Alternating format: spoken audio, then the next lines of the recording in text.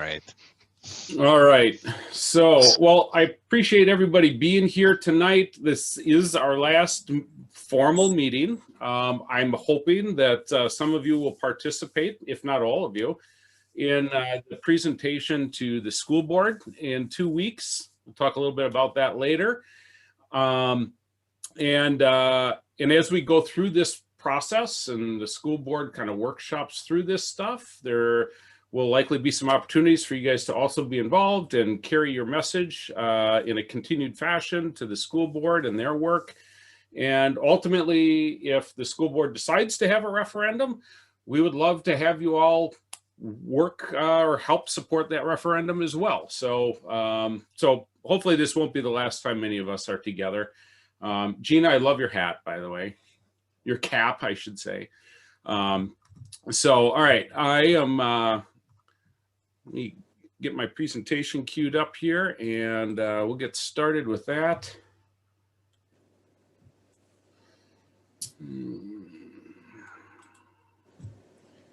Sorry. Sometimes it pops up on the wrong monitor.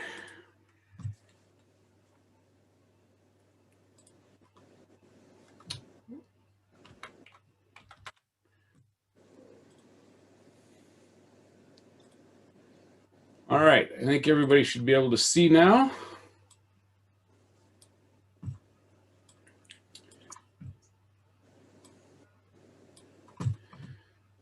I was contemplating whether we should have one more meeting, really, to get an even 24 meetings too, by the way. And then I very quickly decided no. I think maybe we've met enough. All right, so our agenda tonight, we're going to kind of cover the survey results. I really appreciate everybody filling out the survey. It looks like we got a really good response from, in particular, those of you that are been attending regularly lately. We'll look at what that means from a quantitative standpoint relative to a recommendation. Then we'll take some time to do some kind of qualitative discussion about what the survey showed relative to a recommendation. And we'll kind of do that gut check and see if it's right or if we want to change anything. And then we framed out kind of a recommendation to the board, kind of a more formal recommendation. And we'll look to see if that represents what you guys think fairly well, or if we want to change some things there, or if we change some things in the qualitative discussion, we'll probably have to update that as well. So, and then we'll just talk about what the next steps are after that. So the survey results, going to the priorities first, and then we'll, again, in any of these areas, we'll have an opportunity to come back and talk about these. So if you see something that is, it doesn't seem quite right to you, jot it down, put it in your memory, and we'll talk about it when we get towards the end.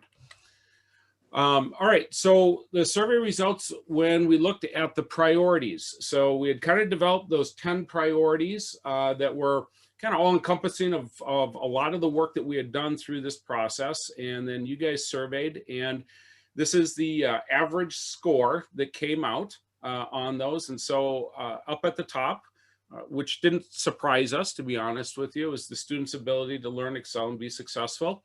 And you can kind of see how they fell into line, pretty orderly, actually, down to welcoming and aesthetically pleasing facilities down at the bottom. And that doesn't mean it's not important, obviously. I mean, these are our priorities, but just as far as the ranking there, the students' ability to learn, excel, and be successful, a healthy, comfortable environment, budget sustainability, and fiscal responsibility up there at the top. Again, didn't surprise us. Budget sustainability and fiscal responsibility was right up there at the top as well.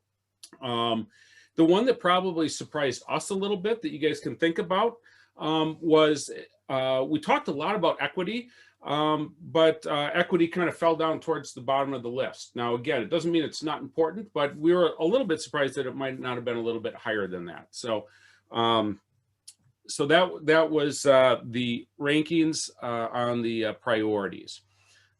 And then we'll have an opportunity to talk about that. I don't know who submitted it because all of your answers were anonymous, but I had to include this. Feel free to read it.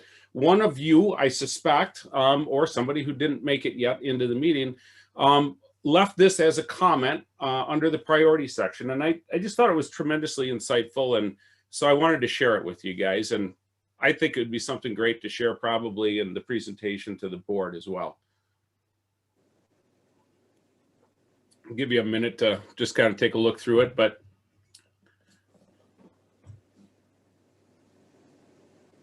just a real ability to kind of tie all the things that we've been talking about together. I don't know that it's necessarily revolutionary, but I thought it really kind of put a great punctuation on what we were doing. All right, we can come back to that if you didn't get a chance to read it all. So then we had scope items that you guys worked through in groups and developed, and then we put those on the survey. So again, this was the output from your small group work last time, and you ranked those as well. So in the building systems area, this is how those shook out. The idea of having a solid plan in place right now, guaranteeing that the district will maintain the facilities and infrastructure and avoid issues that we're in now, was supported by nearly all of you at almost a 10 level. 9.89 was the average, so very high. Valley Middle School and West Elementary School needing to be replaced, also very high. And again, we'll look at these in a couple of different ways, and then we'll see how that plays into what that recommendation looks like. From a learning environment standpoint, the one item that scored over a 9, the learning environment, air quality, temperature, lighting, and sound, must be considered in all projects, whether it's renovations or new space. And that scored really high. And I think that's kind of been a repeating theme as we've gone through this process about air quality and some of those environmental health types of issues.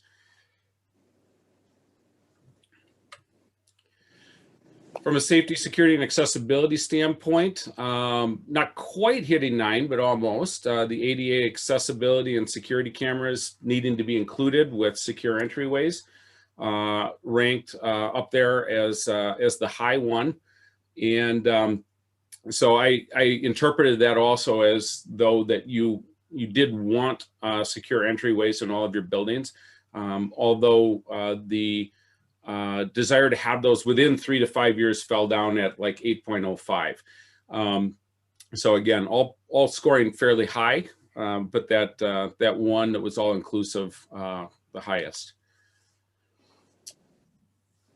When we looked at equity and demographics, the 2 that scored over 9, again, consolidation making sense as part of a plan to address the facility and budget needs, both.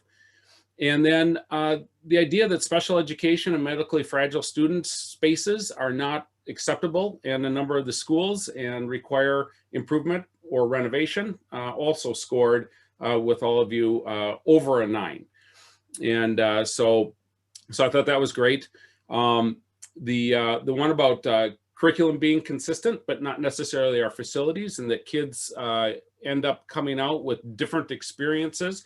That one just over an 8, so that one scored pretty well. But again, relative to the equity piece of it, just a little bit lower. Then from a budget standpoint, and this wasn't the actual funding questions, this is the discussion around budget.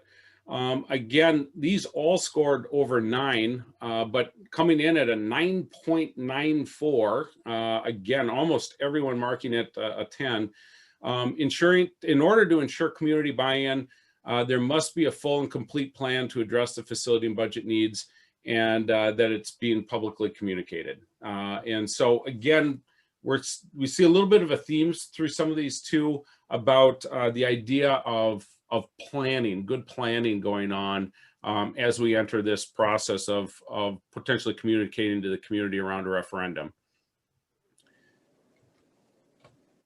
And then our communications one, which probably is a little less about a formal recommendation as it is about these are the things that we really need to think about as we communicate to the community in a broader sense as we go forward with both the school board work and potential referendum. And again, here I think you can see sort of a theme with that top one. To build community support, the district needs to be transparent in communicating about its history as well as in its direction forward when addressing facility and budget needs. All right. So that one kind of coming out to the top. And again, I think you probably see a bit of similarity there. So when we take a look at those all together then ranked out, because we're all done on a similar scale or on the same scale, we can kind of put them all into the hopper and take a look. And when we do that, we can kind of disaggregate some different levels of support on those. And those top four there, I think, really deal with, again, kind of that planning component of it. A lot of our top project type ideas are in that second category, in the 9s, if you will. And then more of our ADA and equity types of projects fall into that section with the 8s. And then a couple down there with a 6 and a 7. So I'll give you a second just to kind of take a glance at that.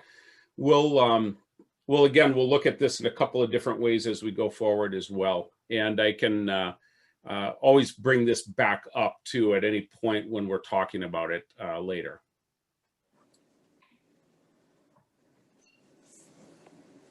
And I apologize if a few of them are a little bit long and wordy, so that they didn't all make it out on the list. But I think you'll remember which ones they are.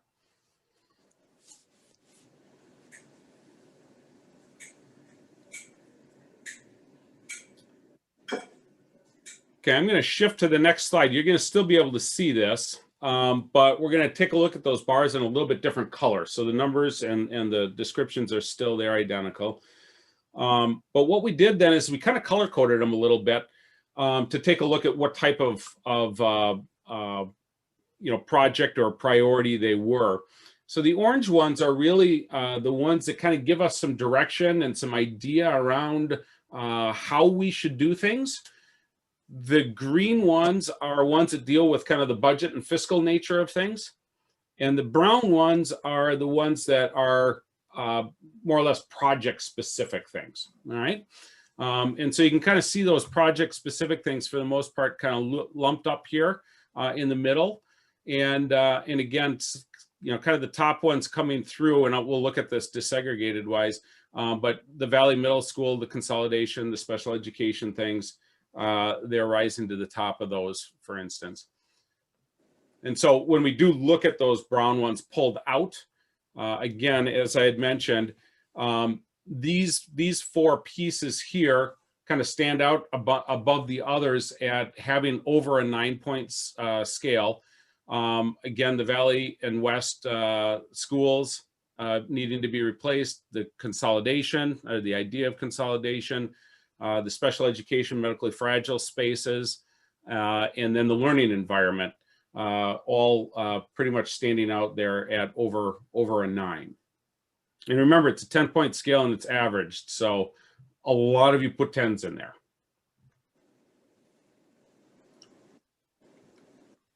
So then when we look at the budget stuff again, the two in the middle here, as far as needing a building fund levy as well as a bond, really came out. I mean, those two were close to the same score. And those are the two that we've got the ability to do something with. The other two are more kind of directional. And so just kind of highlighting those again, both of those over a 9. And then when we look at those directional things, those top two there, as far as ensuring community buy-in and needing to have a solid plan in place now, are things I think that we're able to, as a task force, recommend to the board and have some real impact on. The other things there are things that really kind of you're recommending need to come in the future as part of continued work in this area. So I just wanted to highlight those two as some things that we can actually be involved with now. And they were up at the top as well.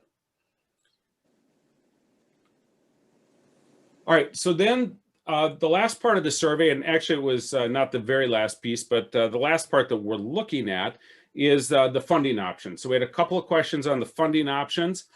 And so the first one was relative to a bond amount and what the appropriate amount of a bond would be. And so if we kind of take a look at that, you know, for the most part, we're falling in that $80 to $100 million range. And so I've got the monthly amounts in here as well, somewhere in that $1,850 to $2,325 per month dollar amount is what the impact of that is. Now, the one thing that I would ask you to think about a little bit as we go forward and we look at the recommendations is, I know there was a few people that answered this question based on their comments that said, I answered the question relative to what I would be willing to do. I don't know if the rest of the community would be in the same place as I personally am. All right. And so what we really want to do now, as we're looking to make a recommendation to the board, is understand what we believe the community will support, not necessarily just us personally. Because that's important for us to try to determine as we go forward and think about a referendum and whether or not 60% of the community will be willing to support whatever that referendum amount might be. All right, then from a mill levy increase standpoint, you know, I think it looks pretty clear here that the majority of you are up there at saying that we needed a 10 mil levy increase for building fund. But this one here, we did have a range of answers anywhere from 0 to 10 mils.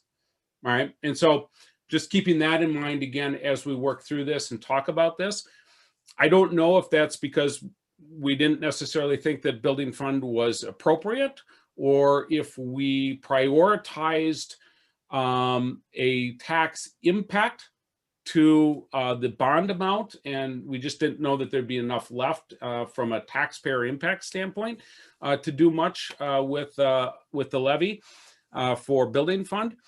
But in either case, this is kind of where we're at with the data, and we'll have an opportunity to kind of see how that plays out.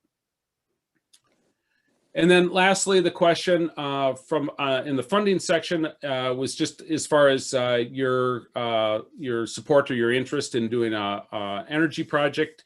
And of course here, most of you had scored that at either a 9 or a 10 as far as a good option to provide funds to get some project work done.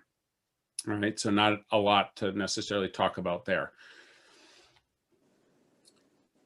So when we look at all of those, we took all that data and kind of developed what we believe a recommendation would be if you strictly went off of the survey results, okay? So this doesn't mean that this is the right recommendation or what best represents what you guys believe as a group, but it is our ability to take the data and put it out there as a starting point, okay? So this is kind of what the quantitative recommendation would look like. So in a phase 1, again, based on the survey data, looking at funding level first and then how that funding would be used. From a funding level standpoint, looking at about $90 million, all right, in that $80 to $90 million range. And I'll come back and explain that a little bit relative to the data.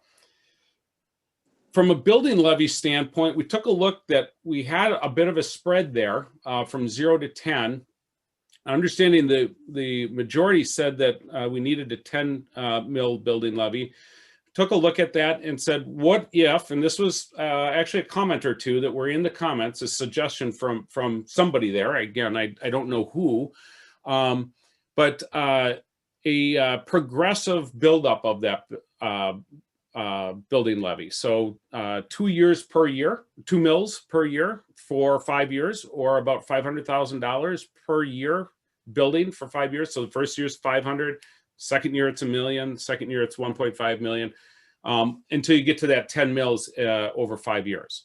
That reduces the impact in that first year. And we have to check and see legally how this would potentially appear on a ballot if that's something that were to get that far.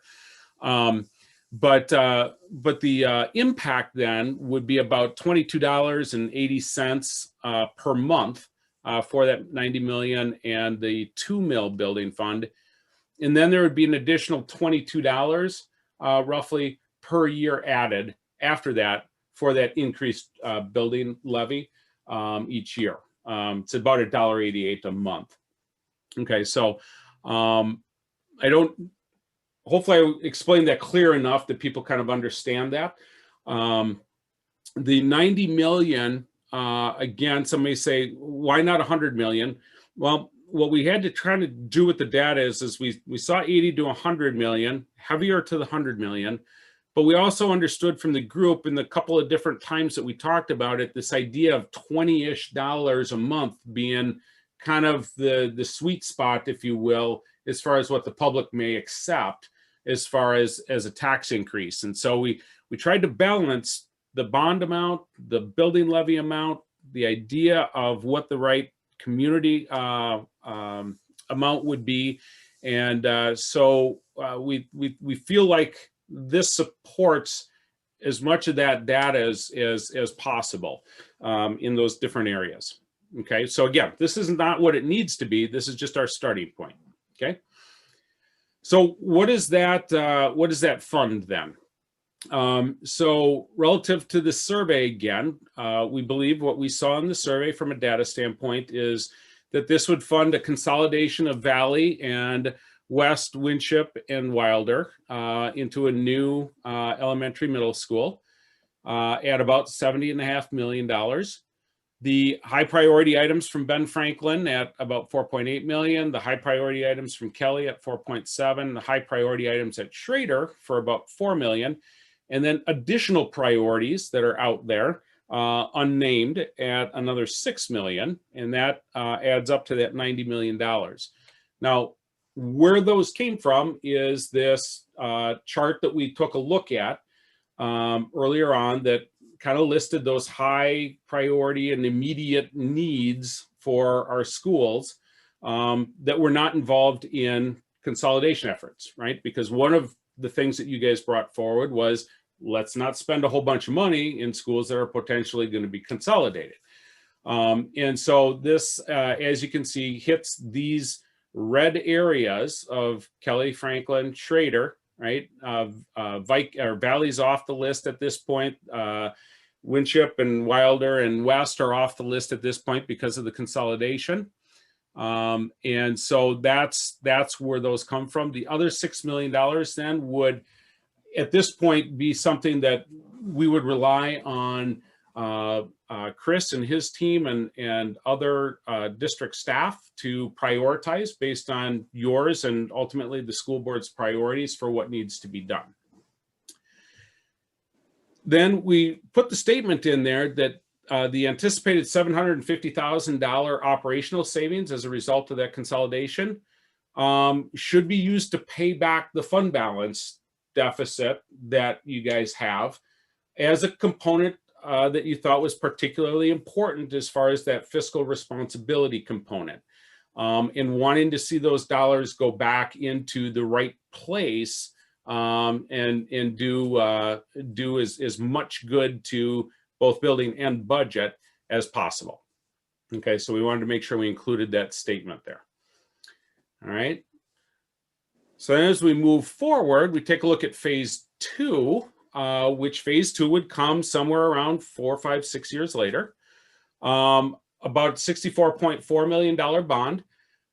No building levy increase at this point because you've already hit your legal maximum now at this point. All right. So we can't go any higher on building levy. And the total impact of that's about $15 a month. Now, it's an additional tax increase beyond what happened in phase 1. All right, so the timing of this will have to be right from a community standpoint to be able to accept and support that additional tax increase that would come as a result of this.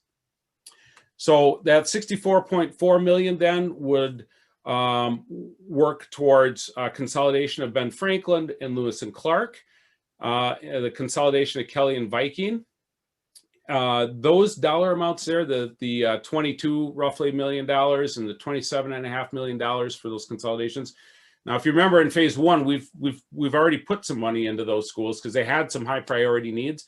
So those dollars have been reduced in this case from other things that we've looked at in the past in this process. Okay, and then there's some other priorities, obviously, that will continue to be out there. So another $15 million at that point to continue to handle those priorities at other schools.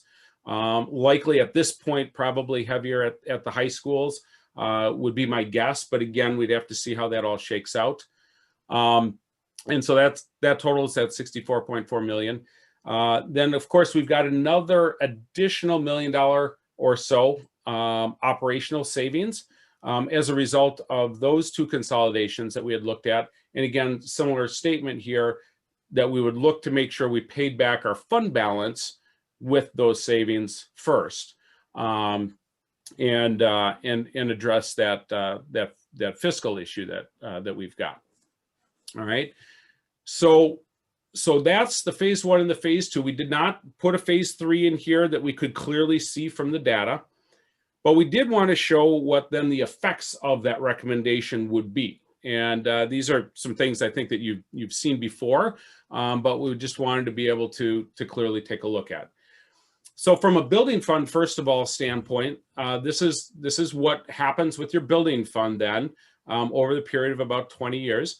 You can see your staged in building fund increases here in these first 5 years. So your 2 mil, 4 mil, 6, 8, and 10 mils. All right. So you've got your $2.5 million coming in as a 10 mil. And then in about 6 years or so, your existing principal and interest payments that you're making with the 10 mils that you're using today of building fund, that falls off. And so you regain those dollars into your building fund as well for a total of now $5 million per year going forward. And then that would stay consistent across the board unless you decided for some reason to make principal and interest payments again from your building fund levy. I wouldn't recommend it. I don't think anybody over there probably would either. But if you don't do that, then this will be available for continued building projects. And so oftentimes in this process, we've talked about we need to both catch up as well as keep up. This is kind of your keep up fund. Now, you're probably going to use it for some catch up types of things as well. But for the most part, your bond issuances are the catch up piece of it. And then the building fund is kind of that keep up piece. Okay. So then from a fund balance standpoint, if we maintain the idea that we would put those operational savings into the fund balance and grow that fund balance back to a healthy fund balance, which is 15 to 20% of your operating budget, you can see how that grows. And it doesn't really start till 2024 because you've kind of got to be into the new buildings and that type of thing before you're really going to see those savings. And so you can see how that grows initially with the one consolidation. And then as we add the consolidations, it grows a little bit faster to the point where over about 10 years or so, you end up with this $18.5 million, which is a healthy fund balance. Again, tonight, I'll just say too, we're using all dollars that are in today's world. All right. So yes, there's inflation. Yes, there's cost of money increases. There's all kinds of stuff that happens. If we look at future projections, we're using all today's dollars in the calculations that we're looking at, just to keep it simple.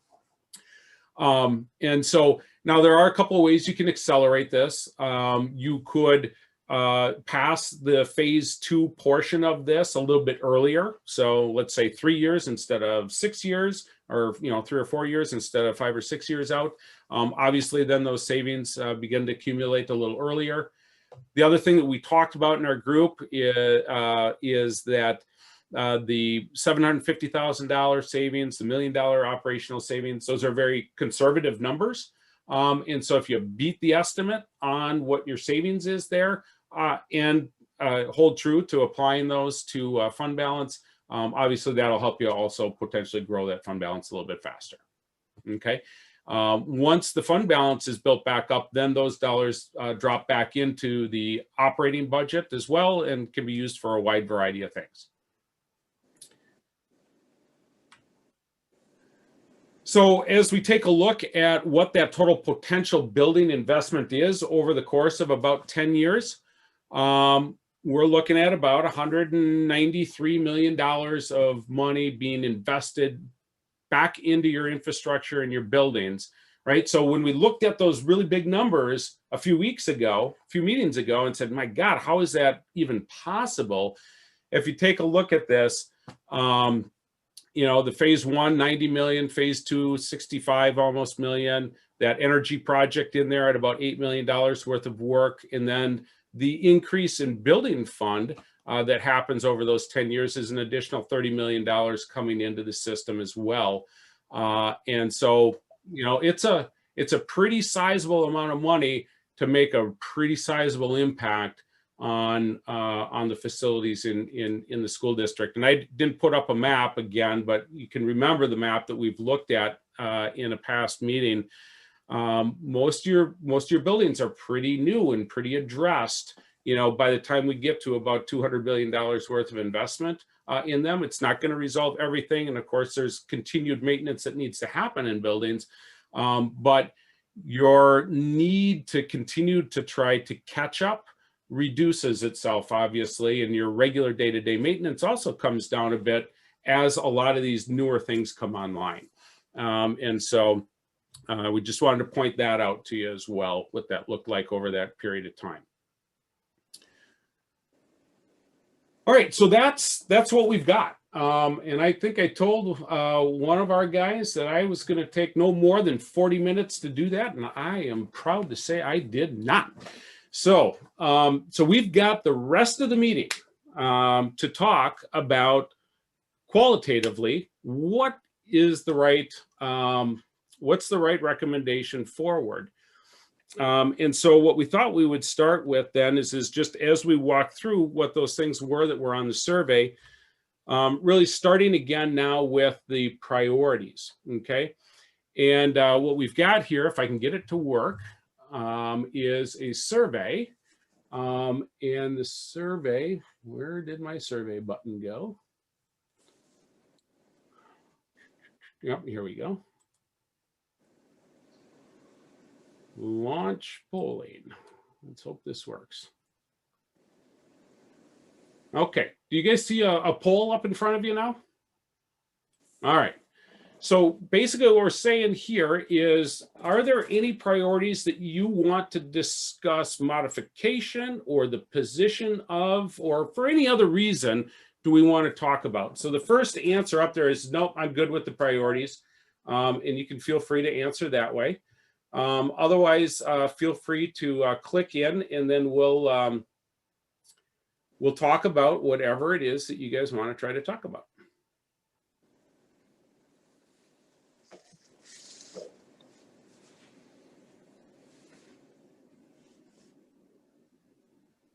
And this first one I'm going to have, so it tells me how many have voted out of the 30 people that are on the call. But I know not all 30 are voting. And so I'm going to have to just get a sense of how many you are in their voting. So I don't want like administrators or guests to vote, just the task force members. So let's see, 1, 2, 3, 4, 5,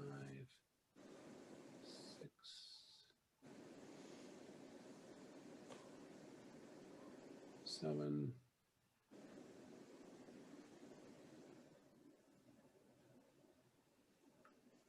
Is anybody waiting to vote yet from a task force member standpoint? You can either wave at me or put your hand up or put yourself into the chat box.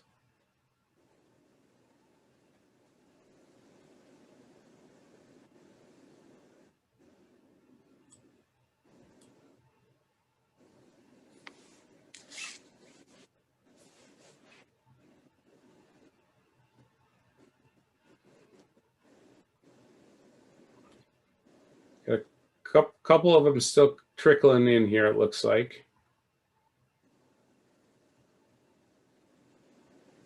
You should be able to move that window around a little bit too if you want to be able to see what's on the slide behind the poll. I think you can probably drag that poll box around a little bit.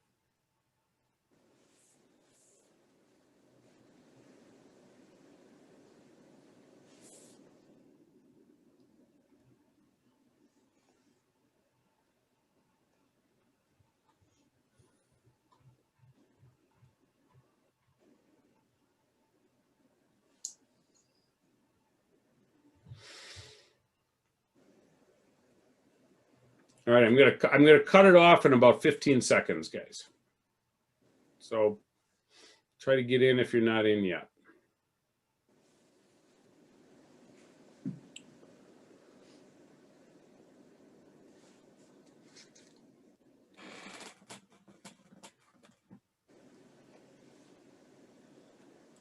All right, so I'm going to end the polling.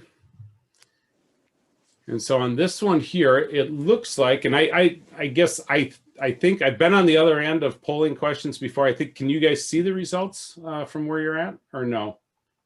Oh, here we go. We'll share the results. Now you should be able to see the results. Okay, so most of you guys are pretty good with the priorities, but we got a few we want to talk about. So, so let's do that. Let's talk about healthy and comfortable environment. What do folks want to weigh in on that? If you want to talk about that.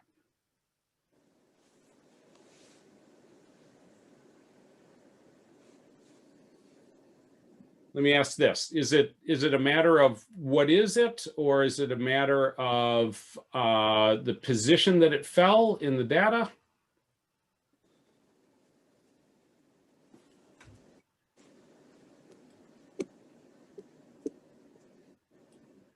Okay. I think it's easy to get stuck on the numbers, and the numbers are very important, and numbers are very much a tangible thing, even though they're abstract for taxpayers. But I think with maybe some of these pieces like healthy and comfortable environment, I think we need to keep those, or the student and community pride, you know, we need to keep those pieces in mind. I'm not really answering the question, but I think maybe keeping these pieces in mind as we move forward is also important, that the students are still real people, and you know, the faces of the people that are in the schools are still a part of it, even if money is kind of what we have in our faces. Yeah, and I think that's a good point. And I think too, to understand that all of the priorities go to the school board and say, these are priorities, right? Because we could have come up as a group with all kinds of different things to bring forward and say our priorities. I mean, what we can't lose sight of is the fact that all of these things here are priorities. And there's a whole bunch of other stuff that we could have put on the screen, you know, or included here that are not there because these have risen to the top as our highest priorities. And so welcoming and aesthetically pleasing facilities, just because it's the last one on the list doesn't mean it's the least important thing that we've talked about. It's probably still one of the most important things that we've talked about due to the nature that it's on the list at all. And again, all this data and all this information will go to the school board. A lot of it will be, you know, included as an appendix, if you will. So they'll have all of this to work with. And as we workshop with the school board to try to process through all of this, like we've been working with you guys, you know, we will refer back to a lot of the conversations that you guys have had. The board will be inquisitive, I'm sure, at least they've always been in the past, about what the conversation was, what was the feeling of the task force in these areas. So they're not, I guess to Sonia's point too, they're not looking at just the numbers. They're really interested in what some of the backstory is as well. I think one of the things about air quality is it's measurable. We're not just guessing that the air quality is bad. And I think it's really important that we give examples and the effects that it has on the students. Yeah, I think it's a good point, Tim. What's the almost in a sense, what's the value proposition there, right, for making a change? What are the real effects of changing or doing something, or what are the effects of not doing something? One of the things with this air quality stuff and this COVID stuff, air quality is going to be a big thing in the future with COVID and future outbreaks. Absolutely.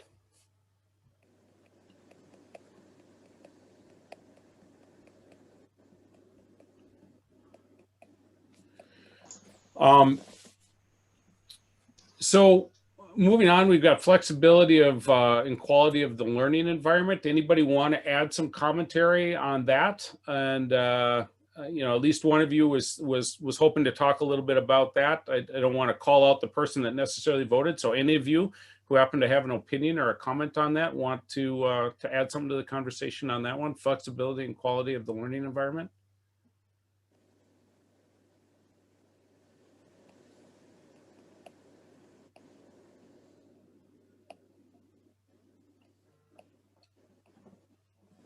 I think the only thing I want to say there is we've talked a lot about adaptive. We've talked about flexible furniture and things like that. We haven't talked as much specifically about whether the facilities would be adaptable to new technologies moving forward. And is that more important than flexible spaces? Is flexible infrastructure?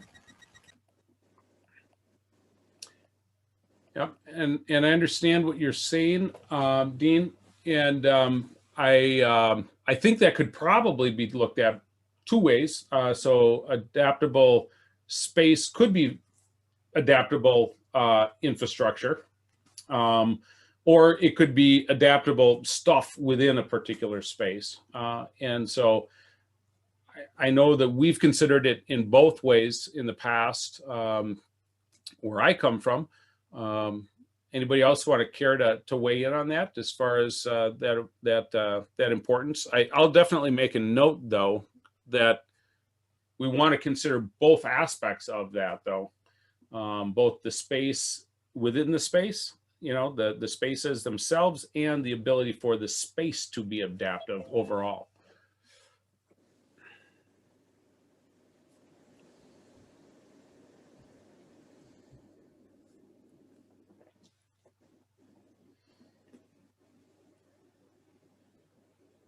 All right, how about the, go ahead.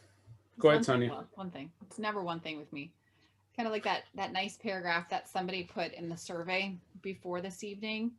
I think the healthy and comfortable environment has that air quality piece. It has that equity piece. It has that comfortable piece. It has the heating and cooling so that you can focus on learning piece. And that's directly connected to the flexibility and quality of the learning environment. What are the options that the school has? If schools can be really creative with their spaces and the resources they have, is it equitable to the other schools? So I think as we move forward, looking at how can we consolidate, how can we build new, how can we renovate? Yes, we're not going to pour money into school buildings that aren't going to benefit from that long term, but I think we still need to have a vision as a whole of all of the children in all of the buildings in all of the schools, and to support the buildings and the teachers and the staff in whatever ways, so that even if they're waiting for a boiler or even if they're waiting for a new school, that these are a priority thought of for the whole school district. Yep, good point. Anyone else?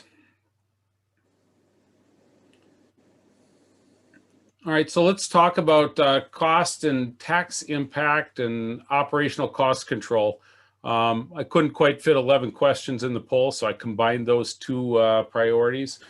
They seemed like they were somewhat close together. So what are we going to talk about? Cost impact and operational cost control. Well, I didn't choose that necessarily, but I'm just of the mindset, and I notated it on the chat that, looking at the phase 1 and phase 2, that maybe caused me a little bit of anxiety.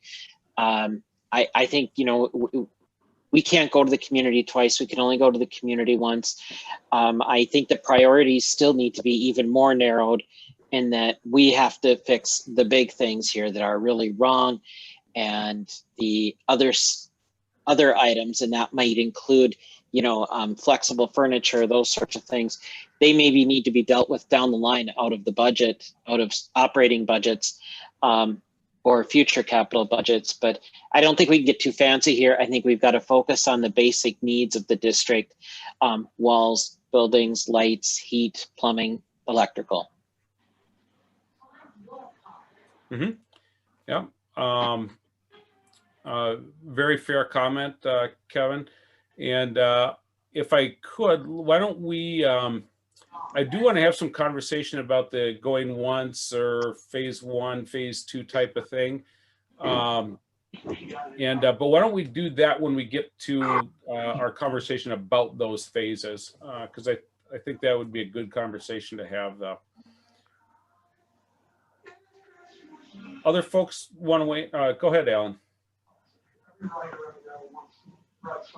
Sorry, I didn't mean to. Oh, no problem. No problem. Anyone else want to weigh in on cost or tax impact and the operational cost control aspects here?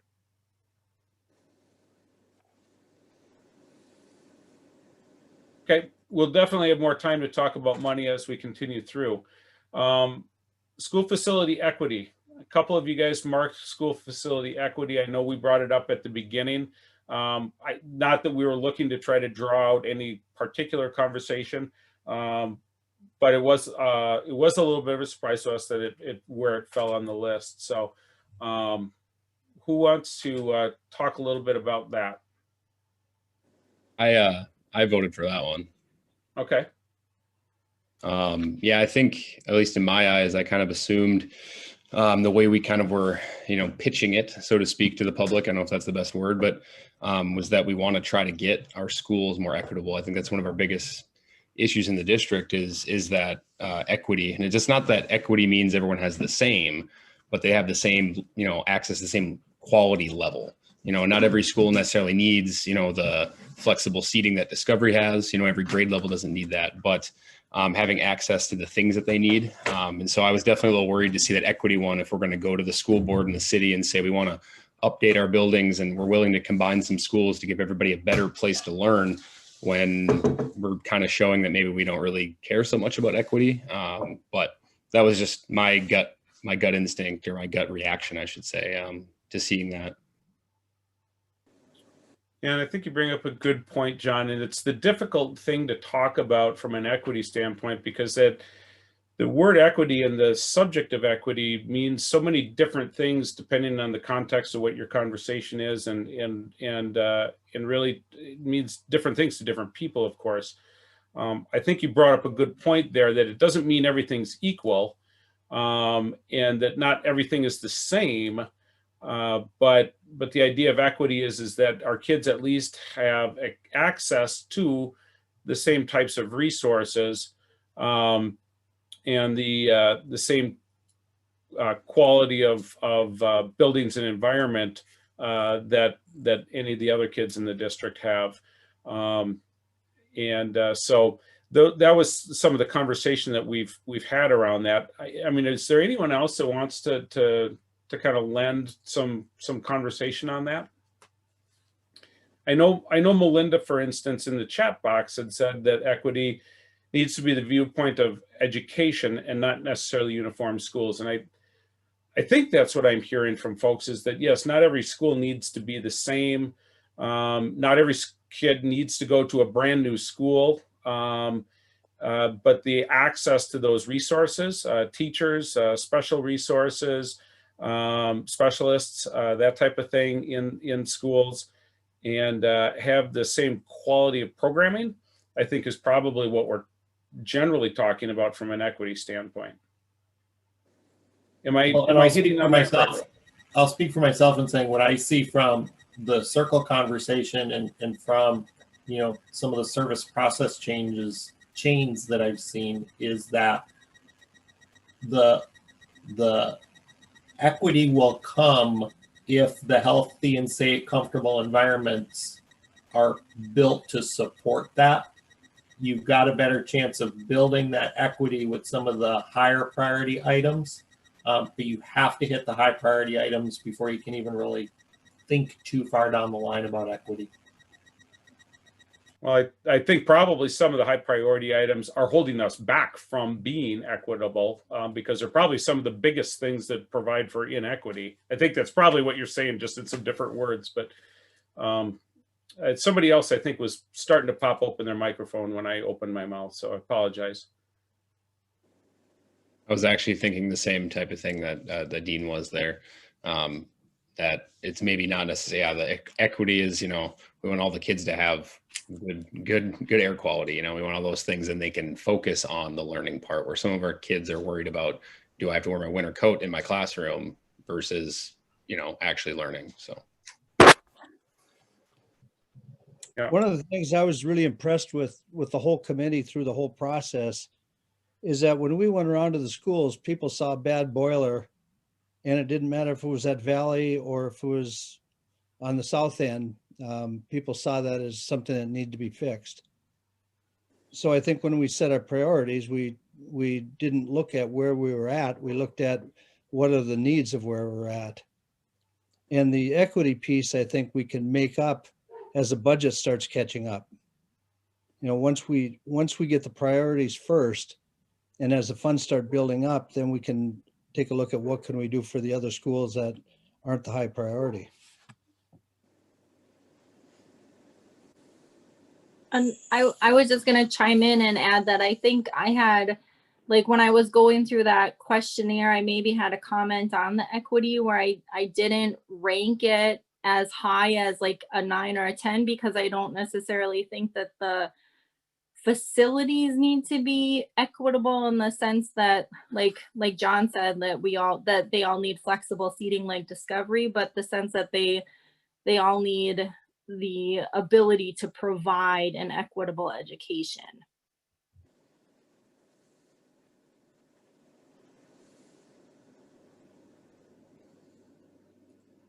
Anyone else?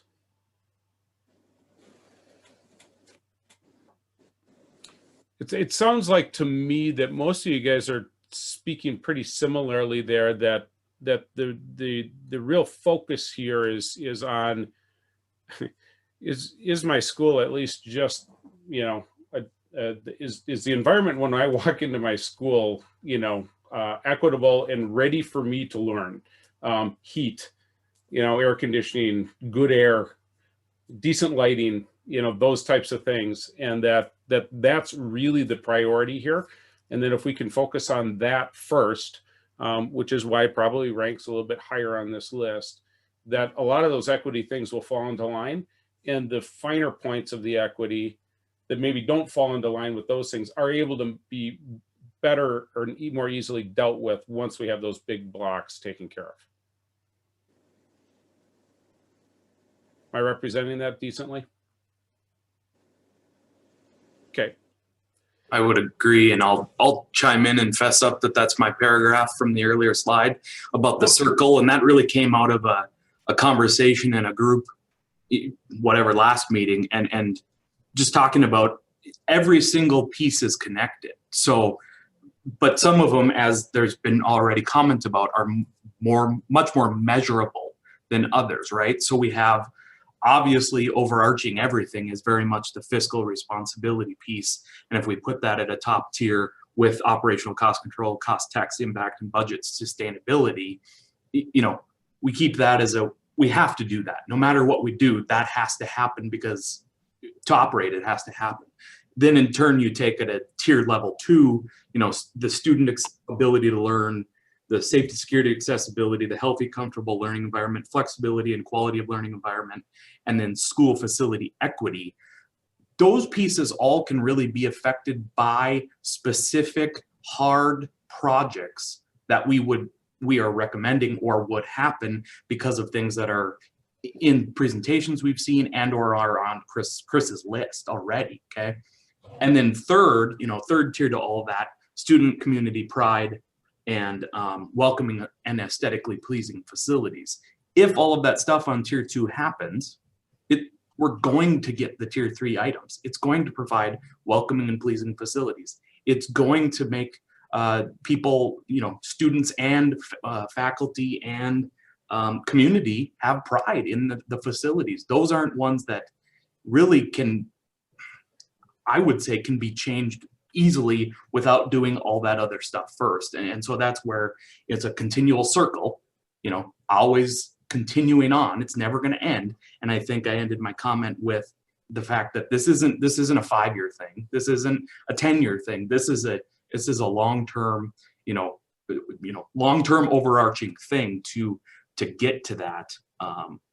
But I think all these comments, tonight, go to that point. And so, yeah, I would agree. Great. Well, that was some great conversation there around that, and I appreciate just hearing again, just clearly where people are at and what they're thinking. And I appreciate, Josh, now that we know who you are, for the comment that we had up there at the beginning. I thought that was really insightful. How about budget sustainability and fiscal responsibility? That was kind of the other one there that folks had marked as something to talk about. We talked a little bit about that already, I think, in some of this conversation, but is there more to add to that? I personally think that is extremely important because at least under the surface, I think there's still going to be a distrust for the school board for their fiscal fiscal management, and there's going to be questions when this referendum hits the streets. People are going to want to know why past decisions were made. They're going to want those things addressed, and being able to prove to the public that this is sustainable. What we're doing is sustainable. We're not going to be having this discussion 10 years from now is very critical.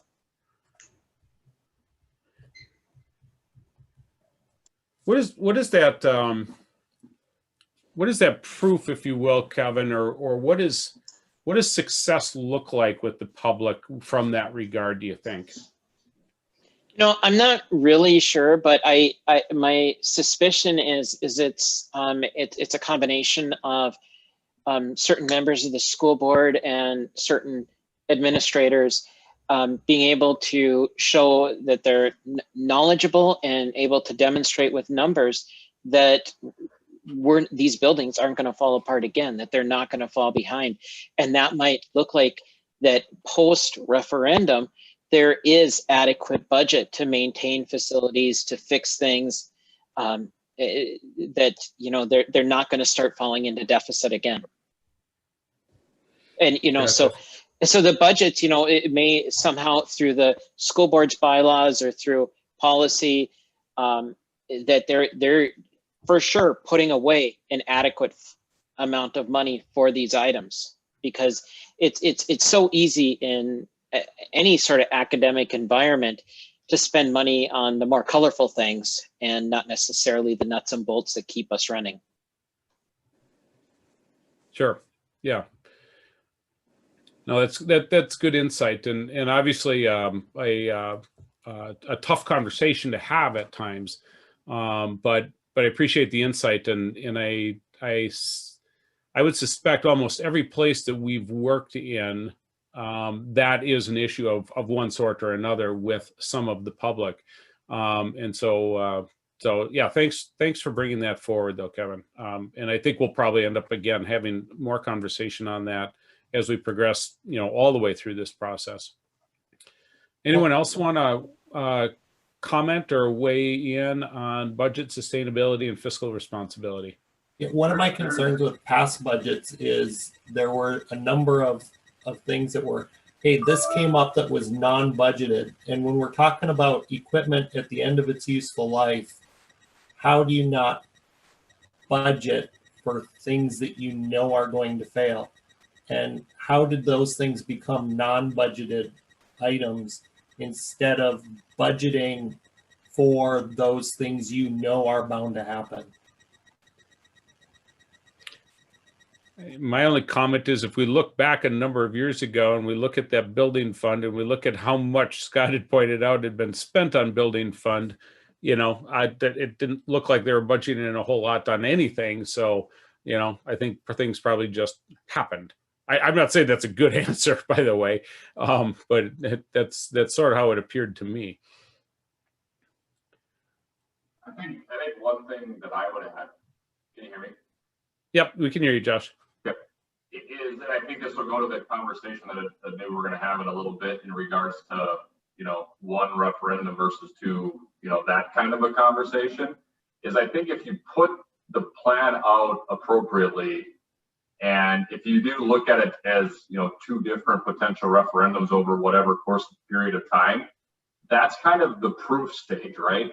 You get the first one approved, you have now the time, you're letting everybody know up front, we know that this number that we're asking for today doesn't get us to ultimately where we need to be in the, you know, long-term 15, 20-year range, but it's the start that we need. And at the same time, letting everybody know that there is a second ask coming. And if things can be done correctly with this first ask, that's the proof that, okay, these guys got their crap together and we can see this. And that's really where you're going to get your buy-in from the community. I mean, and again, that might be a deeper conversation a little bit later tonight, but I think that's kind of where that proof in the pudding can kind of come, so to speak. Yeah, I think that's a real good point, Josh. You know, I think one of the things the public is going to want to know is, how did we get like this? You know, I kind of compare it to the first house that I bought. I put every cent I had into the house and I had no money to fix it. And there was a lot of things that needed fixing. They got worse and worse. And it didn't do me a lot of good to blame the guy that lived there last time. I finally had to sit down and figure out, how am I going to fix this? How am I going to rearrange my budget so I can fix it? And I think that's what happened is, you know, the administration and school board got the house as it is, and now it's a matter of getting us out of it. The analogies, I mean, I use them a lot. I'm a teacher. I think analogies might be, to be careful with how you use them and say them, but I think they might be really great examples to use when we talk to the public. Just kind of like, how can you save money each month? Well, how much do you spend at Starbucks? You know, probably don't want to use that one because a lot of people love Starbucks, but you know, $20 a month. You know, what could you do in your family budget? And some people might say absolutely nothing. And some people are going to say nothing, even though they could do something, but this is what $20 looks like. This is how much you could spend. You know, this is what $20 of toilet paper looks like. This is what $20 of Starbucks looks like. So kind of like Tim's example there. And I think that's important that we do address the past, but that we also say, you can't go backwards. We need to move forwards, and we need your help as the public.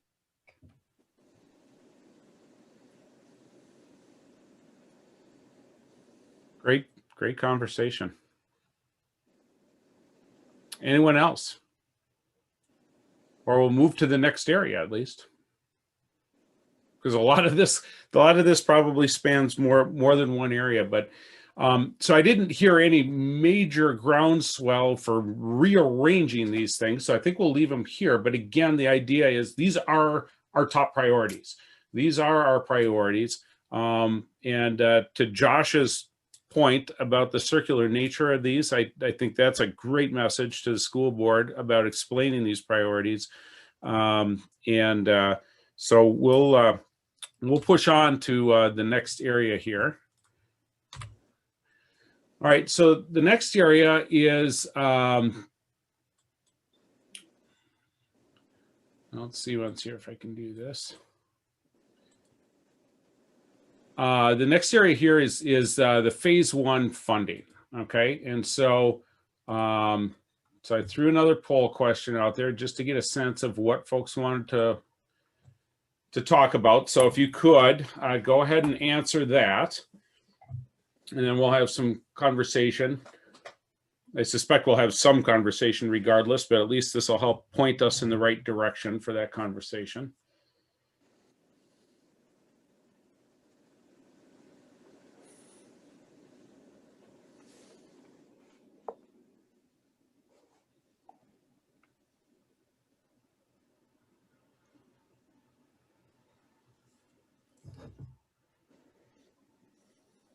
I was doing some polling just earlier this week with the school board, and to get to this point where everybody's kind of figuring things out. And I swore then, and I didn't now, and I didn't plan for it. You need like a little background music, some Jeopardy music or something like that while everybody's kind of answering.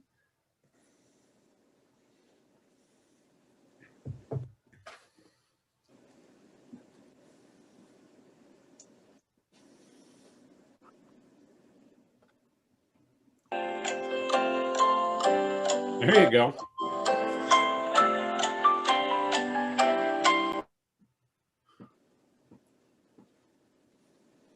I don't know who came up with that. Was that John? Thank you, John. All right, I got 18 of them in. I think that's about what we had last time as well. So I'll give you about another 10 seconds to answer. Oh, we got another one in, so that's good.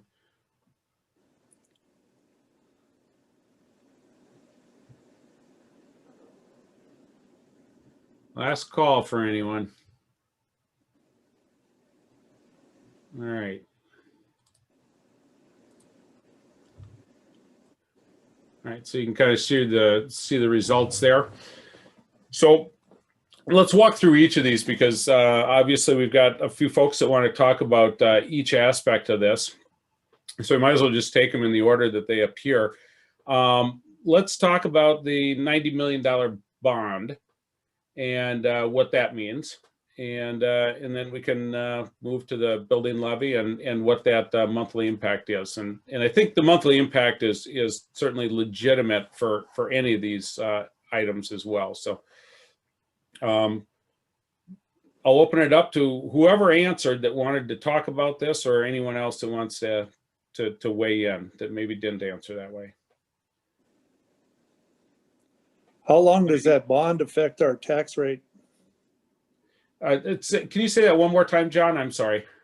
How long does the bond affect the tax rate? The bond typically is a 20-year bond. And so Okay. you would be paying that additional. So in this particular case, it's not quite $22.79. It's $22.79 minus $1.88. So it's about $21 associated with that $90 million bond. So the $21 per month would kind of go up when they do that bond issuance, and it'd stay level like that for the 20 years. So it's not going up incrementally every year, but then it stays level for the 20 years, and then after the bond gets paid off, theoretically that amount drops off. I will tell you, most school districts probably find some other reason to use that taxing authority then, after the 20 years. Not always, but a lot of times. So 20 years is typical for a school bond, though. Okay, the 2256. What Yes. does that pay for? Okay, so that is relative to the building levy. Okay, so we got two different things going on here. Right. First, we got the bond, and that's kind of a $21 impact. Then what you've got is the building levy is money that they levy for each year that goes into the building fund.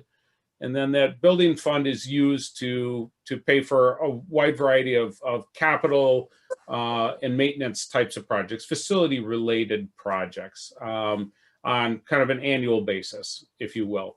And so that's money that doesn't go to pay down any kind of debt. That's money that just kind of comes into the coffers of the school district to be used, as soon as it's taxed for. And so that that represents the 2256 is what the impact per year, or $1.88 if you divide it by 12 in a month. That's what the impact is for the 2 mills of building levy. And so that's about $500,000 a year coming into the district for Chris and folks to use to kind of keep up with the things that need to be done. Or they can kind of set some of that money aside if they know they've got a roof project. Now, roofs get pretty expensive on some of those buildings in particular. So they might set some money aside for a few years because they know they've got a roof that needs to be replaced in a few years. That's what that kind of money is used for. And so in this case, the way you see this written, why it says 2256 annual increase, years 2 through 5, is what this proposal said is we're going to try to step into it so that we're not taking this huge tax impact on the building levy in year one. We'll do 2 mills in year one, and then that stays consistent. And then we're going to add 2 mills to that in year 2. So you have a total of 4. And then you're going to add 2 mills to that in year 3. So you have a total of 6. Okay. And so that's why it goes up a little bit each year to add that to it. Legally, you can do up to 20 mills, right? The district currently does 10. Almost every other school district in North Dakota does a total of 20 already. So you can do another 10 mills to do facility, work. It just has to be approved by the taxpayers. And so that's where it kind of steps in 2 mills each year for 5 years to get you to that legal authority of 20 mills total. Does that help explain it, John? Yeah, I got it. Okay, good. Or anyone else for that matter who had the question. Who else wants to talk? I'll just open it. Who wants to talk about any of this? $90 million bond, the building levy, the impact per month. Again, we had to kind of slice and dice a little bit the data there to get kind of a baseline to talk from. But I know there's some varying thoughts out there. So feel free to bring them forward. I think my little question, or I don't know, my reason I maybe put a vote for something was, is this one of those, do we ask for both and hope to get one, or is asking for both going to be too much? If the community sees we're going to basically asking for a loan, let's say, and then, oh, hey, we want to increase your taxes because, we haven't been paying as much as everybody else, or does it come down to how we pitch it? I guess just a concern for, hey, we're asking for 2 things, and kind of the environment we're in right now with COVID and the uncertainty of things. Is that an overreach or not? I mean, as a taxpayer, I feel like I'm fine with it personally, but obviously I have a little more skin in the game. It seems like, I have kids and I work in the district where other people, I've heard it from people talking to them. They're like, I don't have kids. I don't want to help pay for schools. I got my own, my property tax is too high already, kind of thing. So, but anyway, that was my kind of reasoning, just blurting out loud. I think what we would say is that, every community, every election has got its own personality to it, if you will. Typically speaking, it's, really the ability to justify why you need something. Is it a need or is it a want? That's what the justification is for the ask, and then what the personal impact is going to be is the biggest effect on things. So it's probably a lot less whether it's 1 question or 2 questions as what are the questions and how is it personally affecting me? And so I would say that where we run into difficulty, even if it's 1 question, is if there's not a lot of buy-in that what we're asking for is really needed and it's more kind of a want, we're going to run into a lot of trouble passing that referendum. I think you guys have a lot of needs. So the importance here is going to be accurately and well communicating what those needs are and why they're needs. And then the other thing, and this is the biggest thing overall, regardless of anything, is what's that personal impact? And am I able and comfortable to make that sacrifice, if you will, in increasing my property taxes? And so you know, in this particular case, if I've got an average house in your district of $250,000, am I willing to spend an extra $20 to $25 a month in this case in property taxes, you know? And some people will say yes, I will make that commitment, and I can withstand that additional cost. And some people will say no. And so that we talk a lot of times with folks about this being a lot like The Price is Right, you know, and Bob Barker standing up there with that nice long microphone that he used to use. And, you know, how close to $1 can you get without going over? And so that's really the biggest question is where are better than 60% of the folks in your community, or at least those that are going to vote, willing to go to for the needs that you have. So it's probably less 1 or 2 questions than those other 2 things. So I don't know if that makes sense to you, but that's what we typically find in referendums in general terms. And Brian, if you've got something to add to that, I don't even know where you are out there, but if you've got something to add to that, feel free to share. I had one follow-up after you kind of said that there. It was good. Go ahead, John. Go ahead, John. Yeah. So if we, obviously this is new to me, the whole referendum thing. If let's say we all agreed this is what, let's say the school board goes, yeah, we're doing this, the 90 million, the 2 mil, the levy. How does that work at a vote? Is it all or nothing? Is it one of those we let the people decide, hey, we're going to yes to the bond, no to the levy, yes to the levy, no to the bond? Or is it an all or nothing kind of vote thing? I guess it's just kind of a general random question I thought of while you were going there. Yeah, no, and it's a great question at that.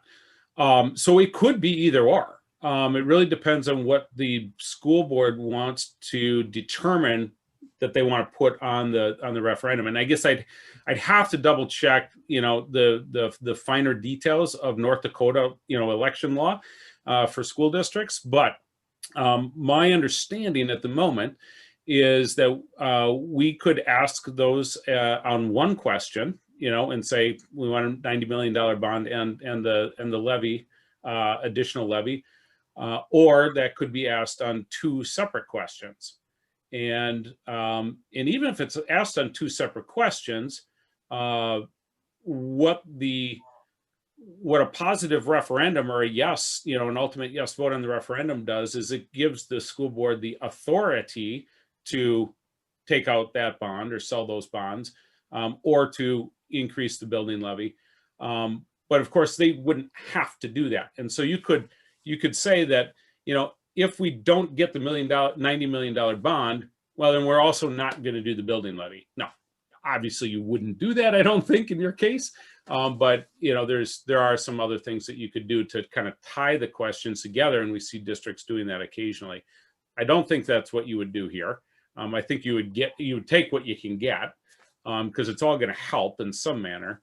But it could be probably situated as 1 or 2 questions, unless somebody here has a better understanding of North Dakota law and would tell me I am wrong, that certain things can't sometimes show up on a ballot together. Like in Wisconsin, I know there's certain things that have to be separated. I don't think in this case these 2 need to be separated, but.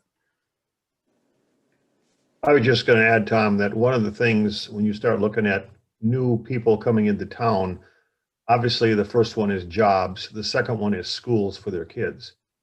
And if you don't have schools that are meeting the needs of the community, they can go to Crookston, they can go to East Grand Forks, they can go to a variety of places. So in many cases, what we found, and that is, the schools reflect the community. And if the schools aren't up to par, people will find other places to live. We do often say that schools are a direct reflection of the communities they serve. And so, the question is are your schools accurately reflecting your community? And we usually like to ask voters that, But again, at the end of the day, do I have an extra $20 in my pocket every month that I can use on this, or do I not? And that, at the end of the day, most people are going to make their decision in the voting booth based on that. I have two questions that I want to ask. One is in relation to the one ballot initiative versus two ballot initiatives. Do you see a difference in pass rates with communities who put one thing on the ballot or two things on a ballot? Do you see different rates of passage? Do they sometimes split vote? How does that usually, does it make a difference? That's number one. And then number two is with regard to the mill levy increase, where would the total impact put us relative to the total tax liability for our taxpayers versus everyone else in the state? Would this put us at the highest tax rate in the state? And is that a concern? Would that be a concern to voters in potentially passing an initiative? Okay, so to your first question, one question versus two, and do we see different success rates? I think it really is more dependent on what the questions are than the number of questions.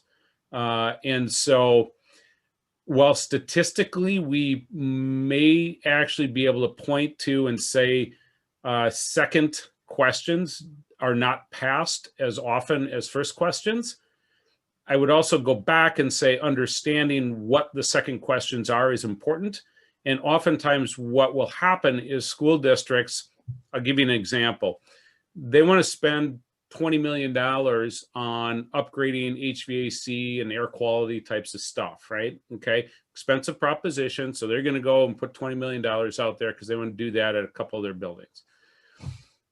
Then they also want to turf the football field and put new bleachers in and a new press box. Okay.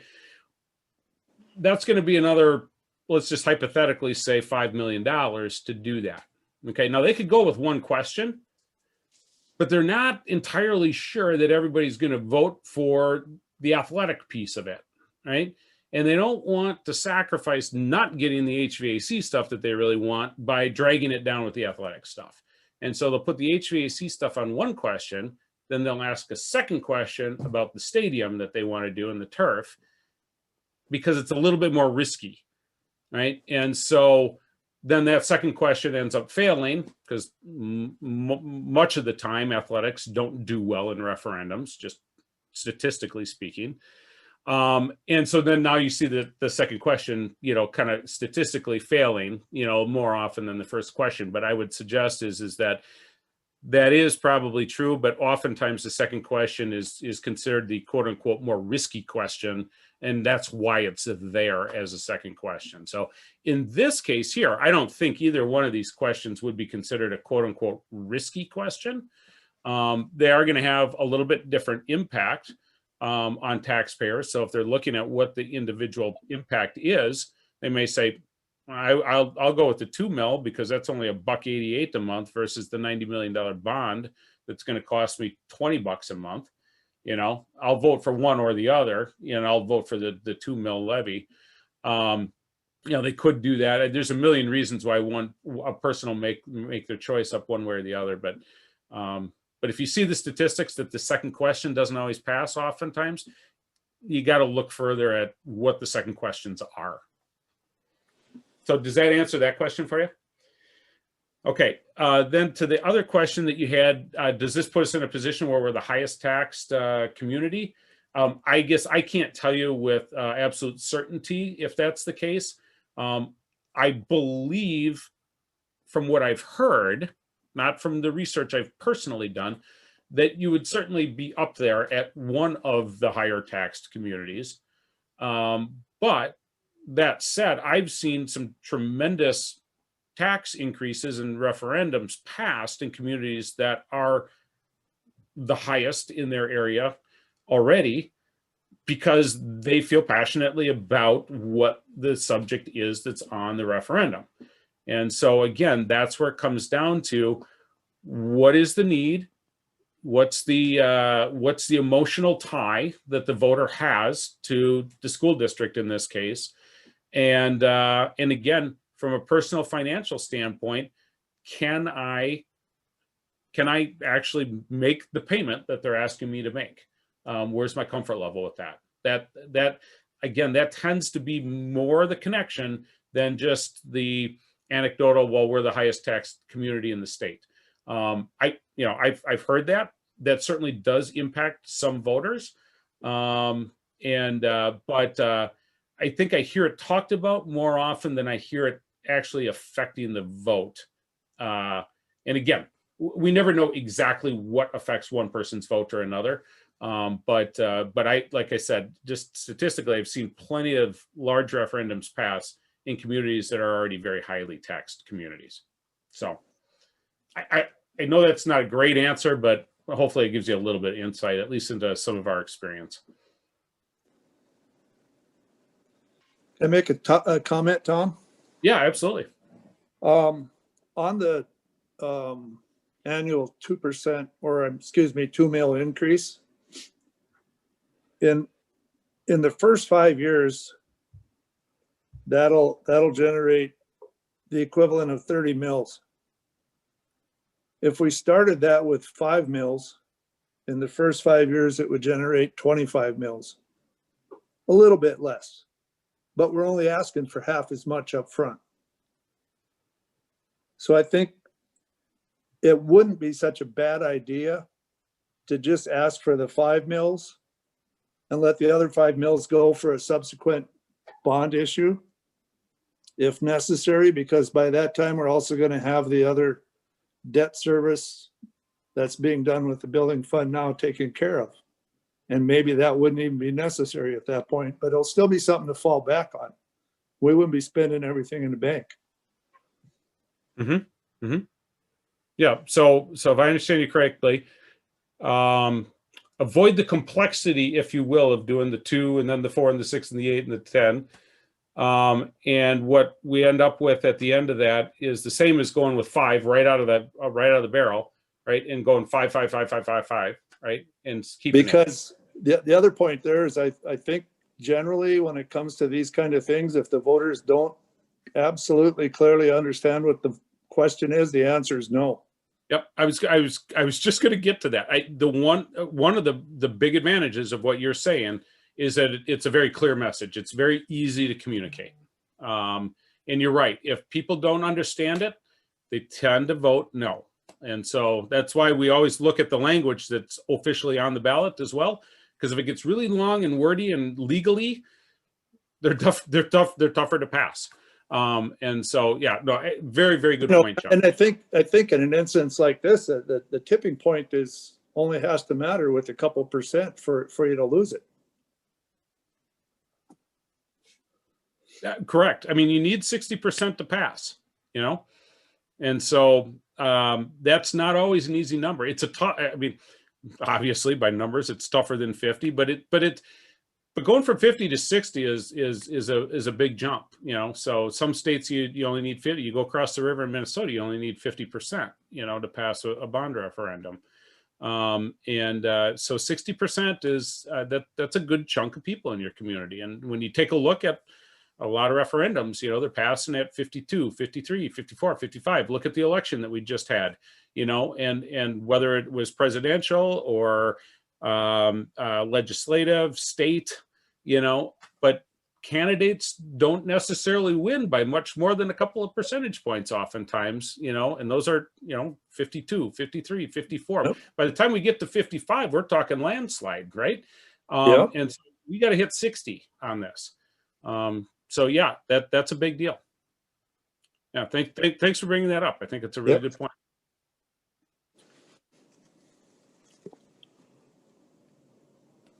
Who else has something to weigh into on this?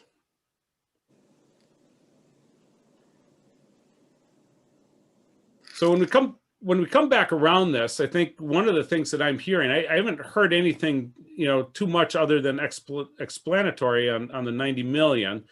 But I think the one thing that we're going to have to come back around is John's suggestion of potentially changing that to a straight up just 5 mil increase across the board with the building levy. And I think that'll be one thing that we talk about.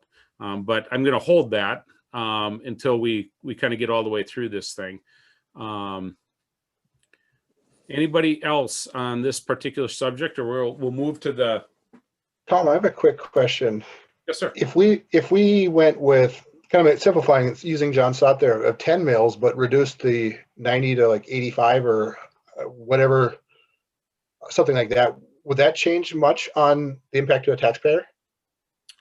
We could calculate it out real quick and let you know that. But if you're looking to say, if we could still stay in that 20 to 25 range, kind of like what we are here, and we want to go to the 10 mil, we can calculate real quick here what that bond amount would be. I don't have it right off the top of my head, but we probably have calculated it. Again, I don't have it right in front of me. So, and then the extra 5 mils though, that would extend past the 20 years of the bond, right? If we did that. That would essentially be in perpetuity. That'd be forever. Okay. I kind of like what you're saying there, Josh. Kind of like the old, car salesman or the gasoline price that, $19.99 looks better than 20 does. Might be something to play with the numbers and see kind of where you can get a good number that maybe looks better, even though it's kind of the same number. And we've done plenty of plan like that, both on total dollar amounts. Let's do 89.5, not 90, type of thing. So, okay. As we go forward, we'll do that calculation, Josh, so we can come back around to that particular thing, and then we'll talk about both the potential of a 5 mil and a 10 mil. I've got that down as a couple things that we want to circle back on as far as part of that recommendation.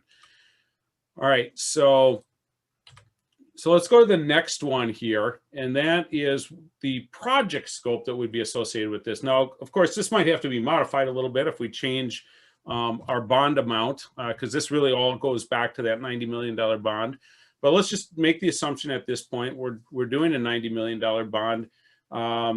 I guess the thing would be is the items that are here, and I do have another poll. And oops, hang on.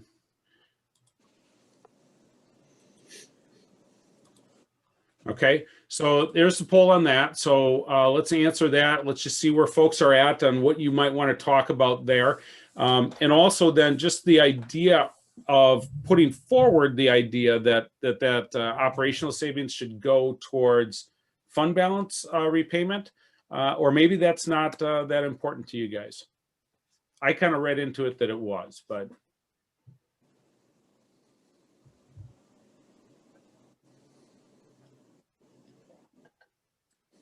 And now that you guys are getting used to voting, I'm going to give you about another 30 seconds or so, but.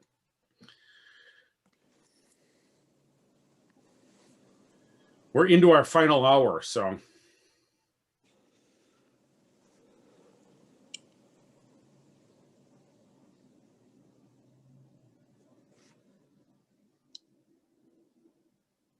Previous calls.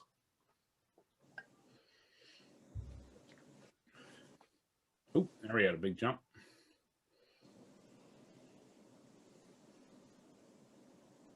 I've got a quick question. Go ahead, Tim. Is there any potential for any other revenue sources? Let's say we do that consolidation. Is there a possibility of selling off that land, or is that something you figure in, or is that just something? Yeah, that's a tricky one. Are there other sources of revenue? Not necessarily great sources that we can really count on. Okay. And so,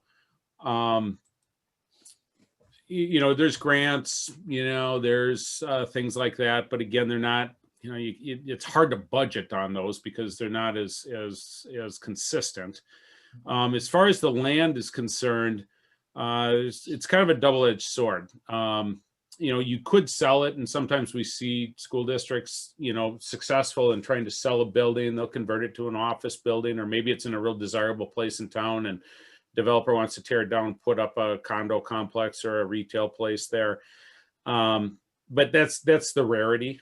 Generally speaking, there's not a lot of value in an older school building. So sometimes we see school districts, sell it for $1, and they can just get out from under it. If they need to raise the building, tear it down, there's a cost associated with that. Now, our costs are broader scope at this point. They're not quite as fine detailed there, but typically the cost to tear a building down is going to be about the same as what you might get for selling the land after you've torn the building down. So it's kind of a wash that way. All right, so results from the poll. So a lot of you guys actually in this case are pretty good with this one here. A couple of questions though on the consolidation idea, and then a couple of comments on the use of operational savings for fund balance. So why don't we start with the consolidation? What do folks want to talk about relative to consolidation there? I think Chris answered this a little bit when I mentioned it earlier, but was there any consideration, or was it built in with the central kitchen since it is in Valley?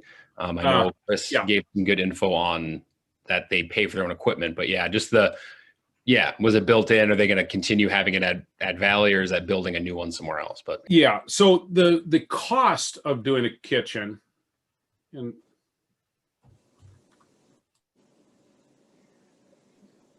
sorry, and I locked up there for a minute, I think. So the cost of building a kitchen, central kitchen, is in that number, okay? Where that central kitchen goes at this point is really probably to be determined. It could go back in that site. It could go at the district office. I mean, that's a decision that does not need to necessarily be made now. But we are carrying about $5.5 million or so in this number to build a new central kitchen. So other things to talk about relative to the consolidated. That was a real good catch, John. I was going to mention that when I went through these the first time around, and I forgot. So thank you. Anyone else? How hard and fast is that $70.5 million number for a new school? Number one, and number two is frankly, if we don't do anything, what's going to happen to the W schools? And is the consolidation inevitable, regardless of whether or not this thing passes? And do we even talk to that or broach that subject? Okay, so two great questions, Dean. First off, the cost estimate is not a hard and fast number. Okay, just like when you're building a house, there's a lot of options there, and if we were to go and do some hard costing on that, some detailed costing, obviously we'd have to get with teachers and staff, administrators, and do some programming exercises and really take a finer look at what all the aspects and features of those buildings would be. Because just like a house, there's an innumerable number of options that you can go with that affect the price. So this is based on a price per square foot that is typical of a school to hold the number of kids that you're looking to have in these schools, with a little bit of room, and so that's what this number is based on at this point. So it could move a little bit one direction or another, but what we find during these points in the exercise is we put a good estimate out there, and then oftentimes school districts will design to where they ultimately end up being with a budget. So could it be 68? Could it be 71? Yeah, it could be. This is a real good estimate to use at this point. Okay.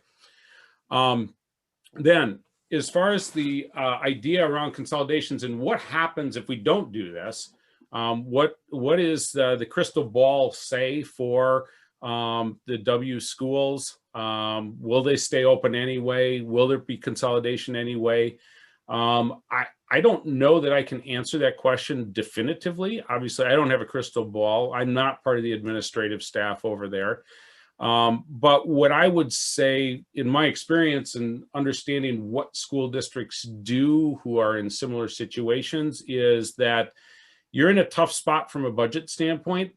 And we know in the stuff that we've looked at that that those schools, regardless of how you feel about small schools, how you feel about neighborhood schools, they are very expensive to operate. And with the budget that the budget where it's at, with all the things that you guys need to do, I would suspect that there will be changes with those schools, and exactly what the changes are, I don't know. And I don't know if anybody knows that at this point. I have a hard time believing, though, that it's going to be business as usual with those schools, based on their condition and the condition of the budget and the higher operating costs of those schools. I would agree on that, Tom. I think the simple thing is that in many cases, there's been referendums where people vote no and think that things are going to remain the same. I can almost guarantee you in every one of those communities, if people would have known that things aren't going to remain the same, they maybe voted another direction, because with the budget concerns that Grand Forks has, there's no way that things are going to remain the same. They can't afford it. They can't continue to go into the red.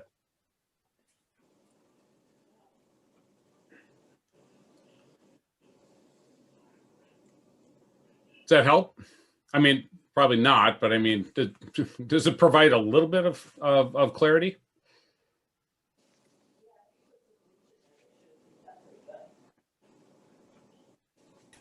So then the question becomes, do you want them consolidating into a school or into facilities that are subpar, or do you want them to consolidate into a school that meets their needs?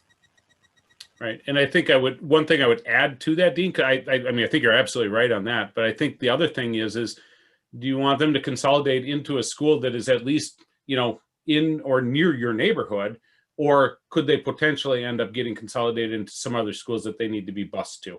I mean, you see that with West right now, right? Because of the situation that happened at West, now we're busing kids down to Discovery, right? Now, I don't know that that's a long-term plan. I know the school board kind of put that on pause until, our group here did its work, and they got some clarity from this group as to what maybe that longer-term look might look like. But I've seen plenty of school districts where they've had to end up closing down a school building, and then, it doesn't mean that they've got any funds to replace that school building. And so now those kids are getting on a bus and going somewhere else. And so, I think the option that's been talked about, and again, we don't need to hash out all the design details, but, the idea of putting a new elementary school over there in that valley area at least provides a really nice school with the resources and environment that kids would need and want in a school in that northern neighborhood. So I think yes, and I think that message probably needs to be carried if this is the plan that ultimately gets pushed forward by the school board. I think that is part of the communication. I mean, and we'll work with the school board and yourselves on how that message is delivered, respectfully and such. But the idea that it's just going to be the same is probably not the case.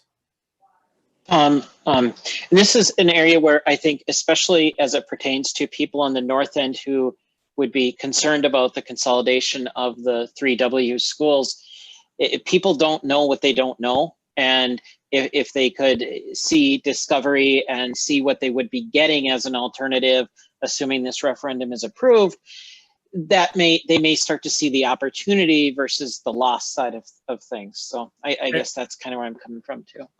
Yeah, absolutely. I'm a firm believer, and we talk about the glass being half full, not the glass being half empty. And we would work hard, hopefully with some of your guys' input. To be honest with you, you guys have got great insight that the rest of the community doesn't have, great ideas. So working in conjunction with you and some of our experience and other folks that are working at the district in developing what that messaging needs to look like, what some of those open houses maybe need to look like, what some of the video and photographs that need to go out as part of that messaging need to look like. We look forward to having those conversations and doing those things. They're extremely important in that information campaign. So you're absolutely right. One more question. Just want to make sure that I'm understanding appropriately here, that where you have 70.5 million for the consolidation of the Valley and the W's, that is two separate buildings, an elementary and a middle school that you factored into your estimate, correct?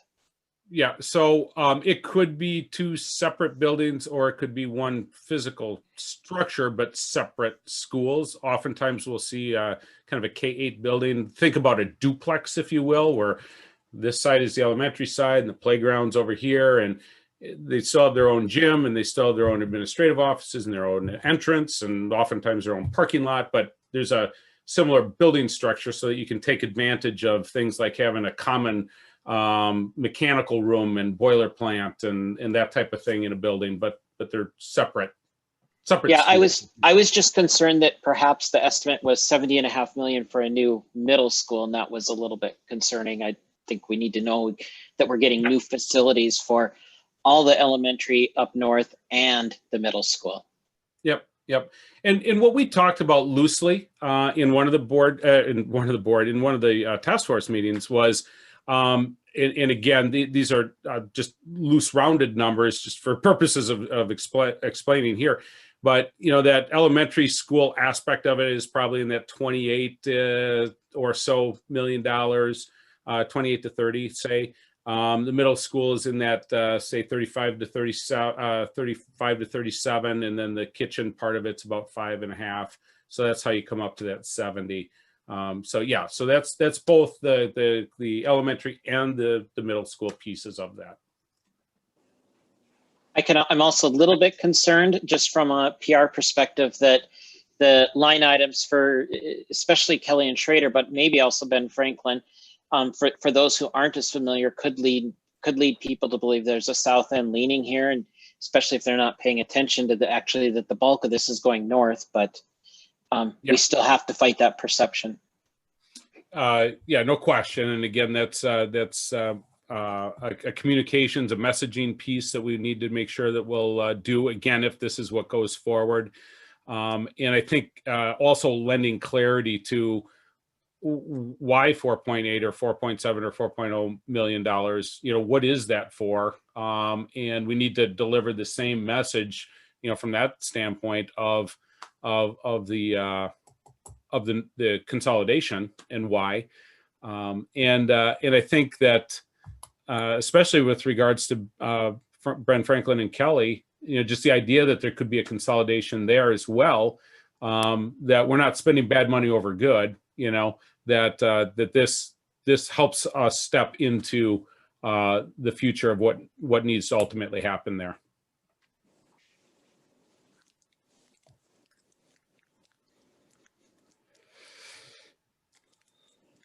Other comments about consolidation? I guess I'm wondering if you're a North Side person, how difficult is I know you are, Sonia, and I thought there's at least a few others of you here. How difficult of a message is this? Very. It's very emotional. It's very, you know, it's small and it's safe and it's familiar and it's pride and it's safety with the busy streets. North Washington cuts through the north end, and Gateway cuts through the north end, and transportation. You know, if we're going to have all of the students in the north end go to a school that's located at the Valley area, how are these high poverty families going to get their kids safely to school? So one is money for a variety of reasons, and two is the identity piece. The family. We are a family at Wilder. You know, West is a family. Winship is a family. Not that they're opposed to working with teachers from other schools. Not that, you know, anybody is against another school in the north. You know, Wilder is better than West or anything like that. But I think it's that the safety and the identity pieces. Yeah. And I think those are some things that we're going to have to pay attention to if this goes forward, is how do we address identity? Because I know that's a big thing. It has been other places as well. And the safety is a big thing too. And I think that's part of the reason too that we were a little bit conservative on some of our operational savings as well, is understanding that there might be some additional costs like busing and that type of thing that have to come into play here. And so for us, at least, to try to be responsible in bringing forward information, we felt the conservative approach there was better, because there are some potential operational costs that come along with this. Sonia, sorry, Sonia, how do you balance that though with the fear of what could happen if we have zero referendum, and what could become of the North End buildings? Because that is also, the alternative maybe isn't very pretty as well. People realize, they've realized that we don't have big fancy schools up here, and everybody realizes the state that West is in, it's closed, but I think people feel like, well, that's West, that's not Wilder, that's not Winship, we're doing fine. Do we have a fancy school? No. Do we have a lot of extras? No. But we have a great staff, we have a great family. So I don't think people realize the budget, how we're in the hole. I don't think people realize the near future. Does that make sense, Kevin? Yeah, it absolutely does. And I was, I guess more so, I wanted to know how that resonated with you. And, but certainly, and I guess I'm kind of thinking of you as speaking for the entire North End, but yeah. Well, and part of it too is that I have learned so much from being in, I've only missed a few meetings since March. And how do you take all of that information and share it with everybody? And part of it too is how a handful or more years ago, when it was just kind of thrown out there that, well, we need to close North End schools. Well, we need to close Wilder, and there's not enough kids. And then we had an explosion of kids, and we needed to add portables. And it was kind of a, see, we told you so. You didn't need to close our school. You didn't need to take our school away. Which is justified, absolutely. But I think too, part of the last couple of years has been that North versus South divide. That people are, and both, both ends, people in the South saying, we have more money, we have better schools. You're poor on the North End, you don't have good schools. Even the perceptions of my UND students, oh, we have to go to Wilder to teach lessons. Oh, I mean, seriously, that's how my UND students, after I talked up Wilder, after I said, my son goes to Wilder, we love Wilder, all these great things, I talked it up a whole bunch, my students still have those perceptions. So I think, the North versus South, or the North End having smaller class sizes versus some, and it does fluctuate, but some South End parents complaining, and I could name them, it's not just, this isn't just generalizing, but I could name some specific parents complaining about, well, our class sizes in the South are much higher, and that's not fair. So I think that equity piece needs to be a part of the equation, needs to be a part of, we're not just helping the North End and ignoring the South End.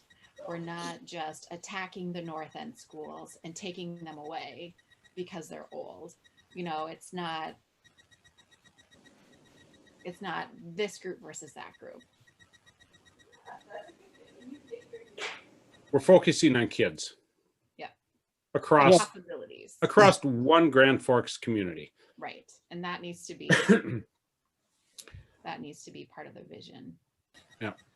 One dynamic that's kind of different, before when we had the West conversation, obviously the people were against it because it's close your neighborhood school and move into another old school. The discussion hadn't been, let's build a new school. It had been, well, we'll disperse these kids to Winship or Wilder. And I think it's the same thing as if you live in an older house that your family's always lived in, it's hard to move to another house in another part of town that's the same quality. But if somebody offers you a brand new house, I think it's a whole different discussion than we had before. I think it is too, but I think I also what caught me during the school visits is the sense of pride of each school that we visited. North End, South End, new school, old school. That sense of pride is developed in the community rather than in the age or the condition of the structure. And I think we need to build on that. The challenge that I have is if we pitch a recommendation to consolidate schools, there's going to be a perception that this is tied to the consolidation. And if the consolidation is going to happen anyway, we can kind of separate out the consolidation conversation from the new school conversation and say the consolidation is going to happen regardless. Do we want equitable facilities or do we not? Yeah. And I think that's a good point, Dean. Unfortunately for us, we're not going to know that necessarily, especially before we deliver a message to the school board. I think that particular message, we need to probably encourage the school board, if that's the prerogative of the school board or the school district, that they help provide that messaging. But I don't know that we're going to know that, because it's not a message that can come from us, so that'll be a difficult piece for us as a task force to be able to deliver our recommendation at least. But I think that's something that we can talk with the school board about and saying, as we look forward, if this is what you're going to put forward as a part of the master plan, then we need to have that honest conversation. But it needs to come from them. That's another thing too, that we know this, but we need to be careful. I certainly don't want to be the face for the North End saying, I want to close all the schools. I don't need hate mail. I don't need parents slamming me on Facebook, I think just in general, we need to make sure, and I don't know how you do that exactly because we are the task force, right? We volunteered for this. We want to be involved in this, but that it is coming from the school board. Yeah, the ultimate decision is from the school board. You can say you've processed through all the information, you've analyzed this stuff, you've visited these things. This seems to make sense. This is why we are recommending this. But ultimately, it's the decision of the school board, to accept this and then do whatever it is with it. They ultimately make the decision what goes on a referendum. So yes, and I think even more importantly, though, the idea, whether it's the school board, whether it's the task force, whether it's any other person that's communicating, the idea of trying to build unity, as opposed to us versus them, and whether it's North versus South or East versus West or poor versus rich or whatever it is, we need to continue to try to portray an idea of unity. And I think the task force is a great place to step off. I mean, if you guys collectively as a group can stand behind, and that's one of the things that we want to be able to do here, over the half hour or so that we've got left, is if you guys can come together and say, listen, there's some Northsiders here, there's some Southsiders here, there's some business owners here, there's some people who maybe are well off, and there's some of us on this task force that are not as well off. But you know what? We all came together and we all got behind a recommendation that went to the school board. Now, was it perfect for all of us? No, it probably wasn't perfect. It's not probably the perfect solution for any of us, right? None of us stand behind this and say, absolutely, every single piece of that I agree with or is perfect for me. No, but we came together, and this is a good recommendation, giving all the consideration of the things that we looked at. And if we can come together on this, then can't the broader community come together that we represent? Yeah, and I think you guys can really set a tone for that.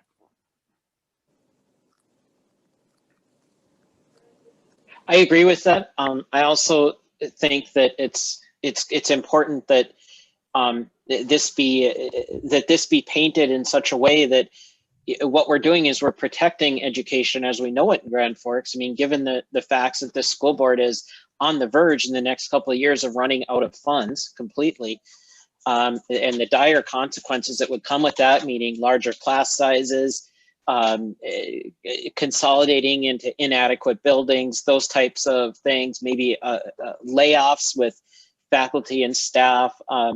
Those are really ugly things. And I think it's important that, you know, we're the opposite of that, you know, and our efforts are the opposite of that. And that needs to be shared with the community, because frankly, I don't want my kids staying here if those things happen.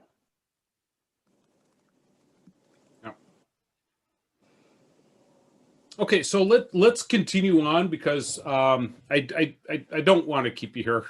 We're super late tonight, and we are getting close, I think. But there was somebody who wanted to talk about the $750,000 of operational savings, and that going to fund balance in some manner or another. I don't know if it's a question or what, but can we talk about that for a minute?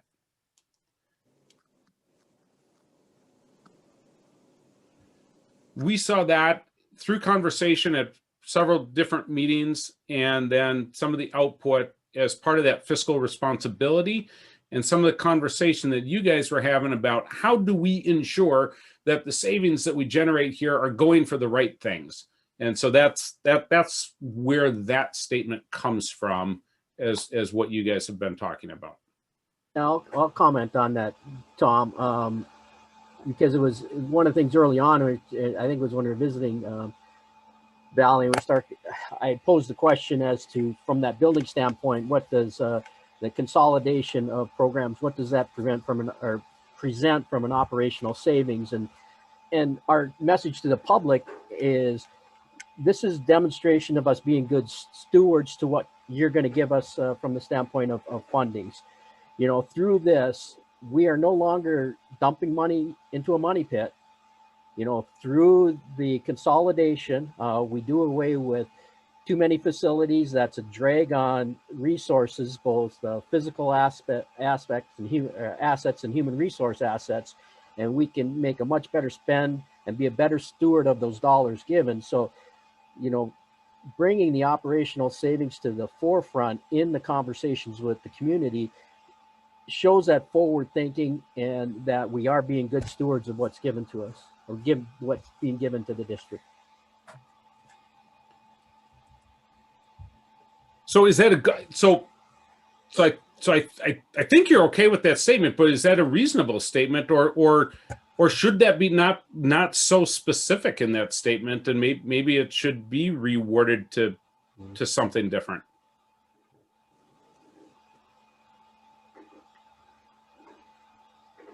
More logical than emotional, and we've been talking a lot of emotions lately. Well, that's true. Anybody else have comments relative to that?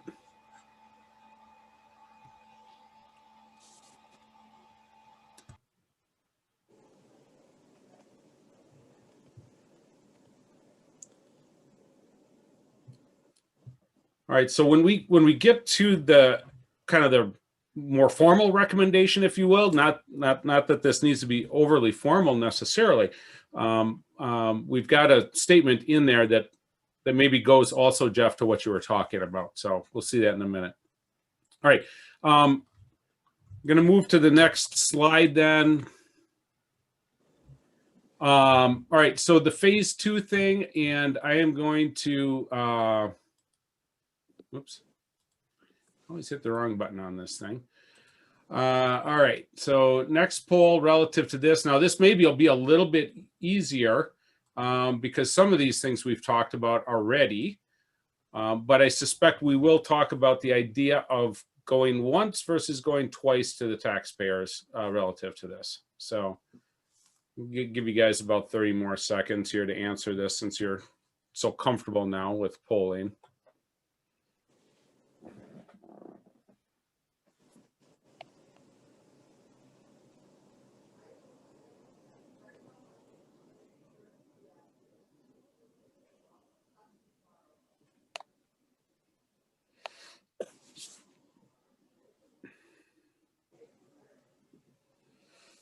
Give me another 10 or 15 seconds. I think we got almost everybody in.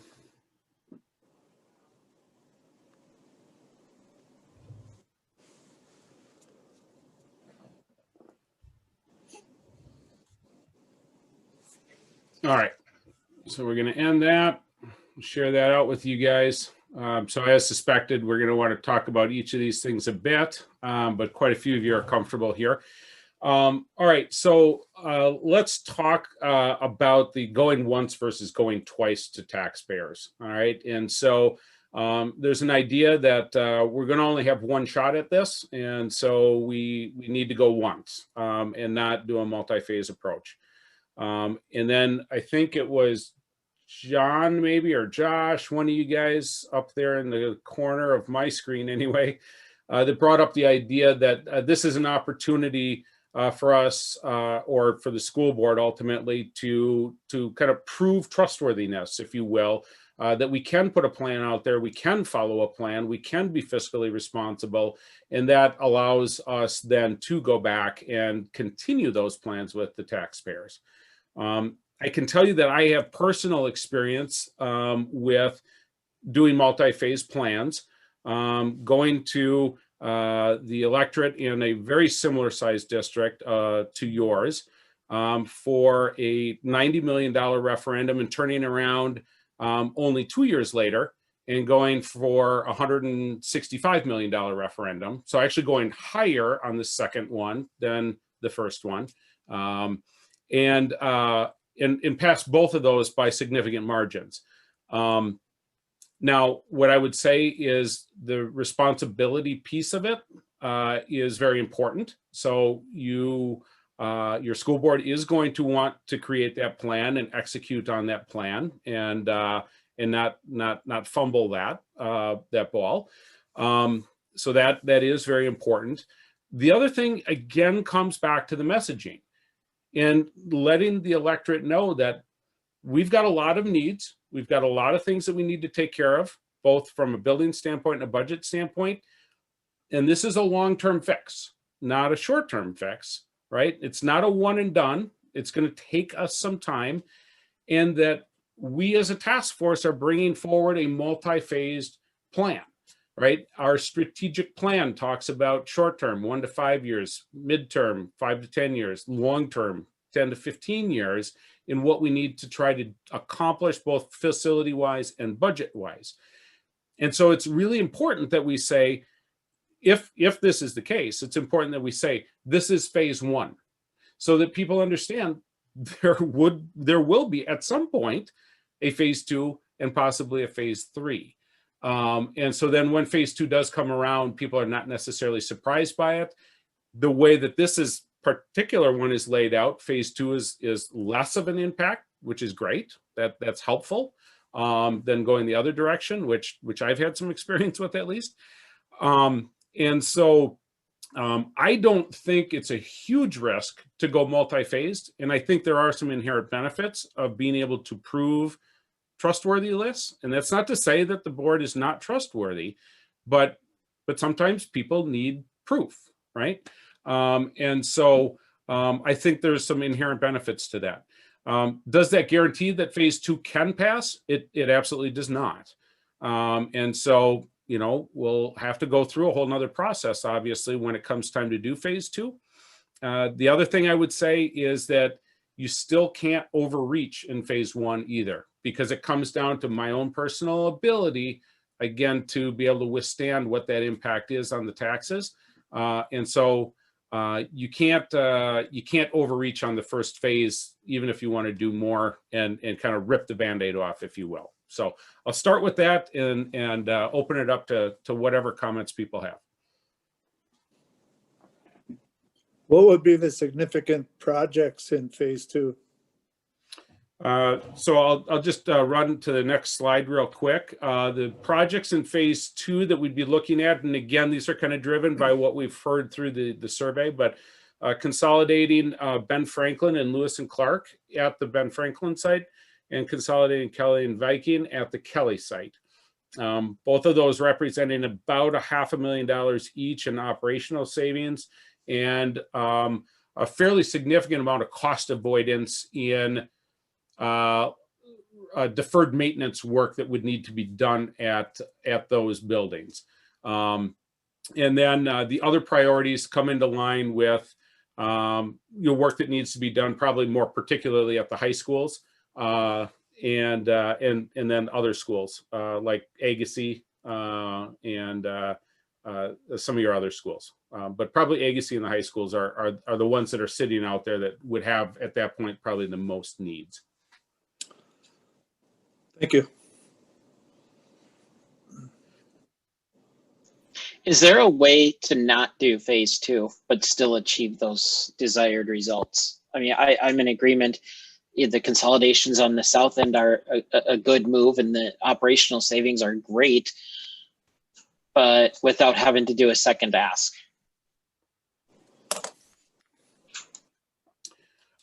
The easy answer is yeah, do a bigger first ask. I don't see a route there though necessarily without, again, additional revenues. Thank you. I know Melinda's just asked too what the time frame for phase 2 is, and the time frame for phase 2 would be probably somewhere in the about 4 to 6 years out, 5 years out.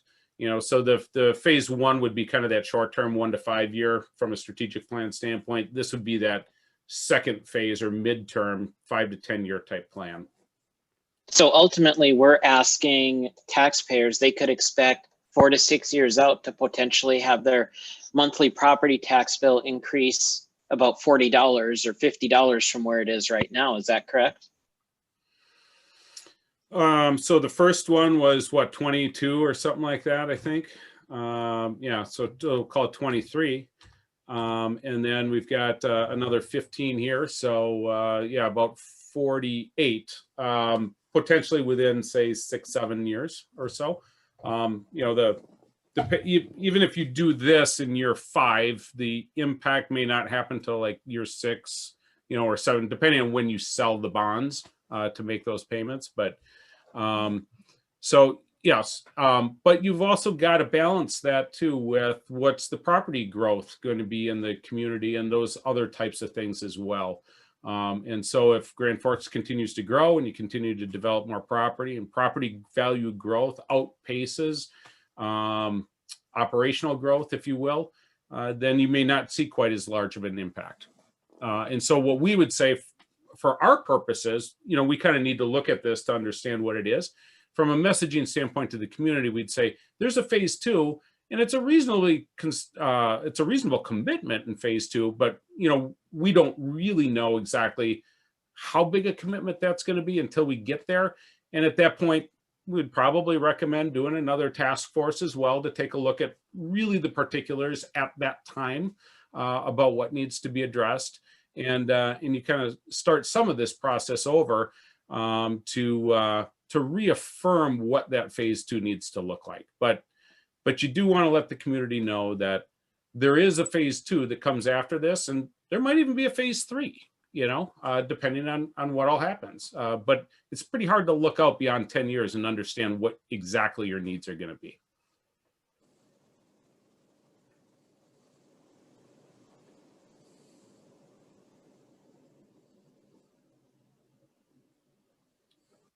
Other thoughts on this?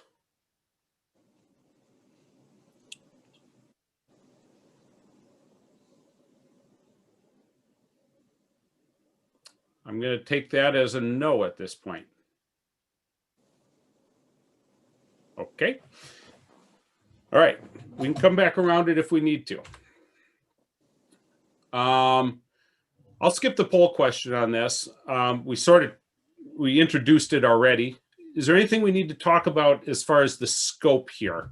And again, it's a little less defined, perhaps. I mean, the consolidations are the consolidations, We've got a little bit more money into other priorities, but obviously we're going to know better what those priorities are as we get closer to this point.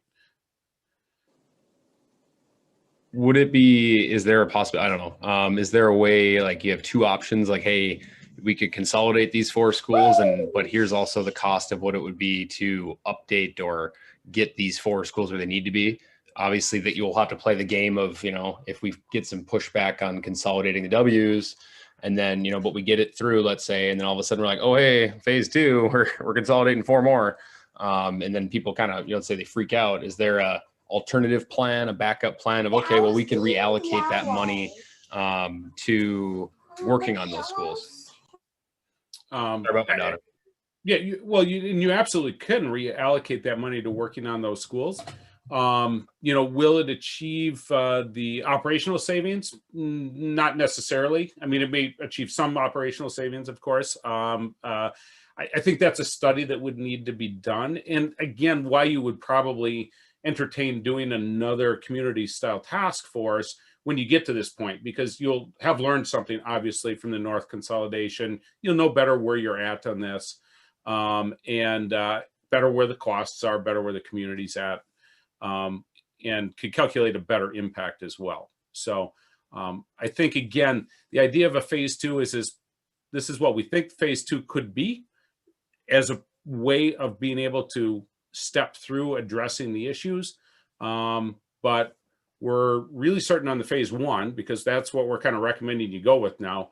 Phase 2, yep, might need a little bit more work, but we think this is a really good option, at least going forward.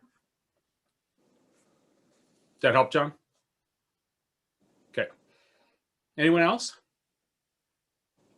Thank you. Yeah, you bet.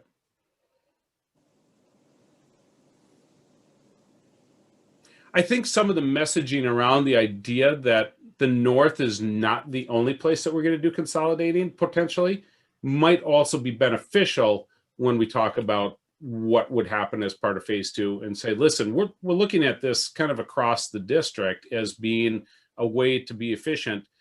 We can't afford to do it all at once, but this is where we're looking potentially next to do some of these things, and that could be beneficial. So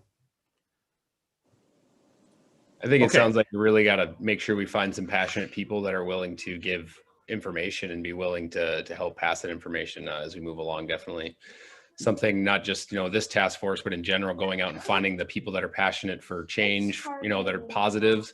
Obviously there's always those loud voices that are, I think it was said, Sonia could name the certain families kind of thing. And those 3 voices are usually way louder than the 100 that are happy. And then we need to make sure we get those 100 that are happy to voice their passion for this could be a good change, because we want the majority, not just the loud people. Like, I'm a loud person, so I get that. Sonia knows how to talk too. So, but you're absolutely right. And that's where, developing a vote yes committee at the appropriate time, is going to be important for you guys to help bring some of those people to the table. I mean, I would do anything I could to bring those people to the table. I don't know the people in your community, though. I'm happy to help work with them. I'm happy to hear their ideas. We're happy to help support what that campaign needs to look like. But I can't find the people. And so you guys are really going to be the start of trying to bring those folks to the table. I think if we invite people into this, it's not, oh, we've already decided. I mean, we kind of have, but it's not, oh, we've done all this work and we've already decided and this is what it is. It needs to be, we want this to be everybody part of our community. We want to make these decisions together as a community, and we need help moving forward from everyone in our community. Yep. And even if the framework is decided, there's going to be all kinds of opportunity for people to participate in a wide variety of different aspects of this, of details, of whatever. Is there attendance boundaries that get tweaked a little bit? Is there a committee that looks at safety and busing? Is there a group that is involved in some of the design features of this stuff? Is there, there's the potential for a lot of different input in bringing the community into the mix in this, And so you're absolutely right. There's the more folks that we can bring to the table in that regard, the better off we're going to be. Okay, so I have not heard a significant discussion about changing things other than perhaps the building levy piece of it from the staged 2, 4, 6, 8 to a straight 5. Let me just show you what we've got here. We've got kind of a 4 or 5 point recommendation piece. This is, if you will, the kind of the formal piece of it. So you guys can kind of read the components that we've got here. Some of it's rehashing what we've already talked about.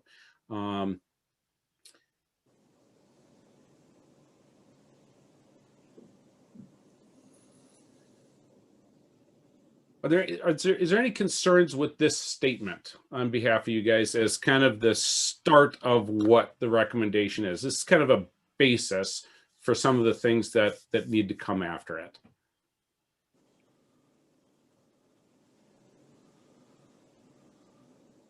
And I guess you can, if you want, we can go through it too, and we can come back to something, because maybe reading the rest of it, helps you fill in the blanks as well. So the second piece then is talking about what those things are that are important to you from a kind of a project priority standpoint.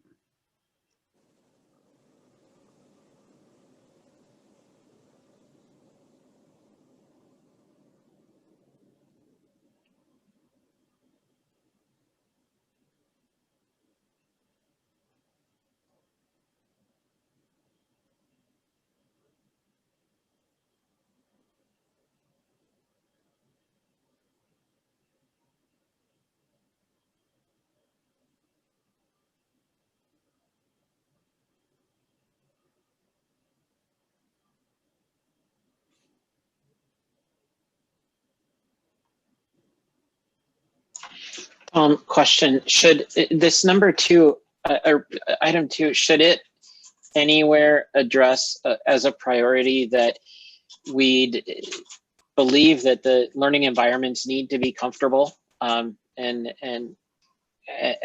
operational, going back to the HVAC, the plumbing, the electrical, heating, air, I don't know, does it really say that we as a task force have that as a priority? Well, if it says it, it would be in D, where we say a healthy learning environment in all schools is necessary for all students to achieve at their highest potential. This includes the environmental aspects of air quality, lighting, temperature, humidity, and sound. Perhaps that doesn't say it's strong enough or cover all the aspects that you're talking about, Kevin. But that would be the spot that at least touches on that type of thing. Thank you. And again, I'm only trying to interpret the things that I've heard and seen from you guys. So I'm happy to change this any way that you want. Just really good at your job, Tom. Well, I like to believe that sometimes, but maybe not always. All right, I'm going to move to the next section. We can come back if we need to. This outlines the options, so I don't think there'll be a lot of questions here. And again, there's the mill levy thing here for the building fund, which we'll take up here in a second.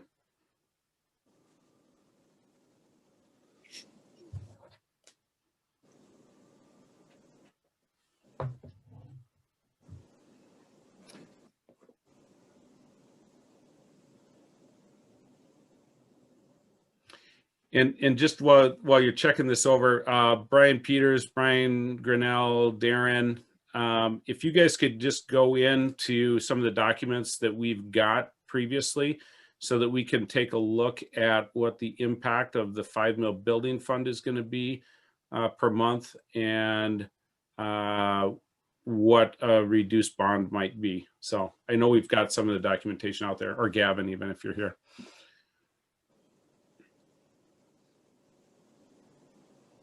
All right.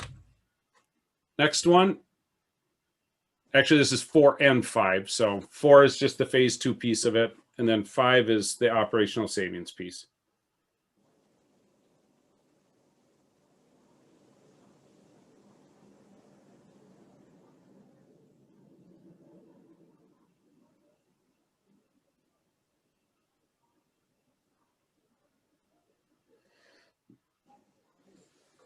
And we could add some language at the end of 5 that says something to the effect as demonstrating that we are being good stewards of taxpayer dollars, or something to that effect. Just going to the point that Jeff made earlier. You'd even look at something like that for where we talk about phase 2, kind of showing that good faith. Look what we did with the money we did get. I don't know. Yeah, that's a good point.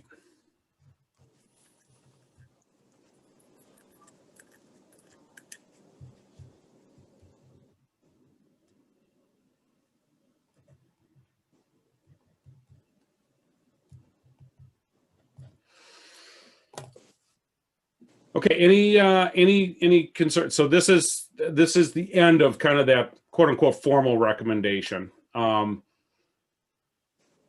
so typically what we would do in presenting to the school board is give them kind of a lead up to this, talk about our process, talk about the things that we saw, things that troubled us, things that we were impressed with, that type of thing, to provide the background, the context for what a recommendation is going to be, and then ultimately present what that recommendation is, perhaps provide, again, just a little bit of justification for the recommendation, and then we can have some dialogue with the school board. I'm sure they'll have some questions and want to ask some opinions of the folks that are at the school board meeting.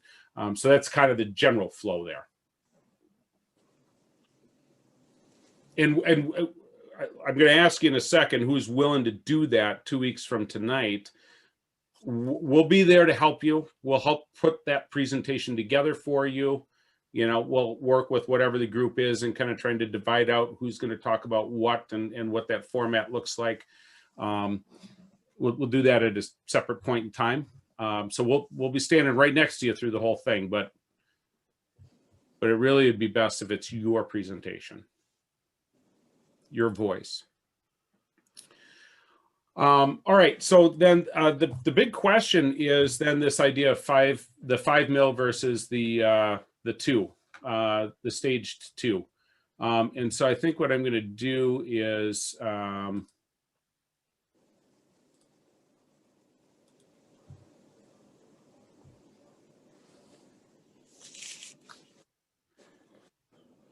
like to create another poll for that.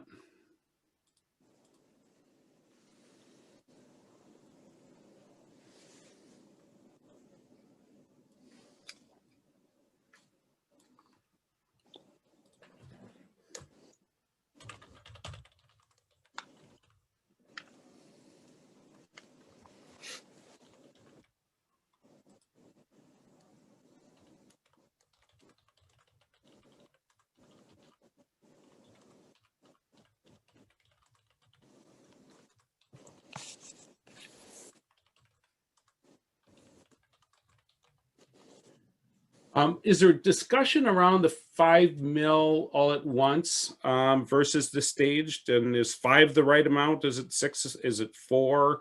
Anybody have an opinion on that? I know that John had brought that forward, I think. But anyone else have an opinion on that they want to kind of talk about?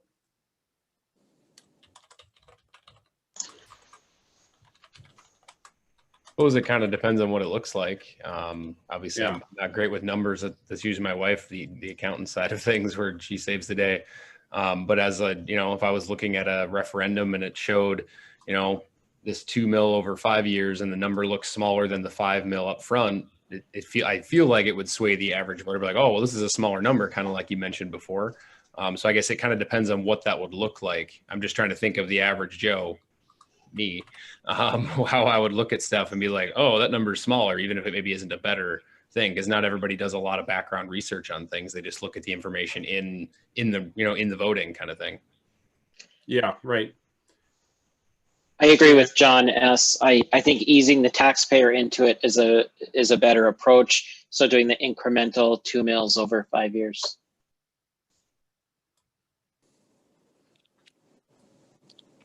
Anyone else have an opinion that you feel like voicing?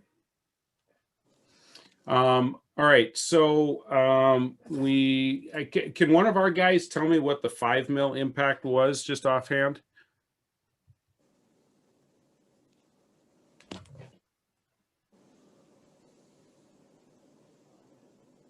Otherwise, I'm going to have it before you. I think it's somewhere around $4.70.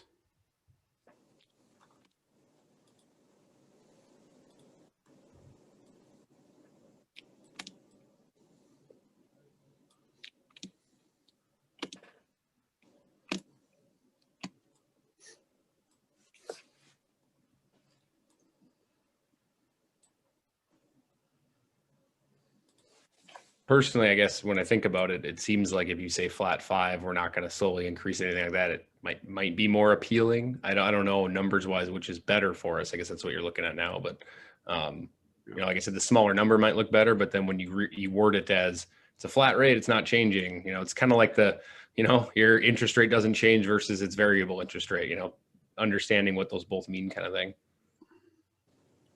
Yeah. So it's $4.69 for those who are keeping track at home for the 5 mil, and that would leave you $17.81 for a bond. And I can tell you what that's going to be here in a second. Then, since I've been through this calculation a million times, it seems like. Oops.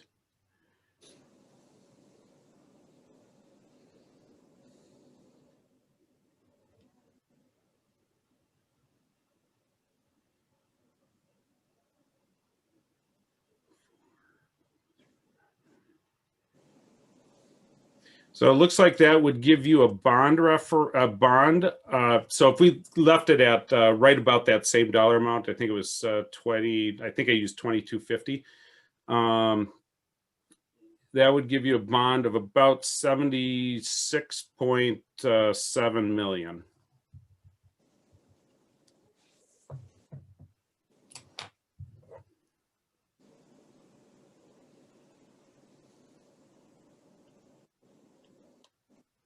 Yeah, 2250 is what the dollar amount would be per month total. So it'd be a 76 to 77-ish $1 million bond, and then 5 mil building fund straight across the board. Everybody got those numbers in their head then? Is that something then maybe, I don't know, maybe this is a really bad idea. When you do that phase 2 that you looking at the next, another 5 mils kind of thing?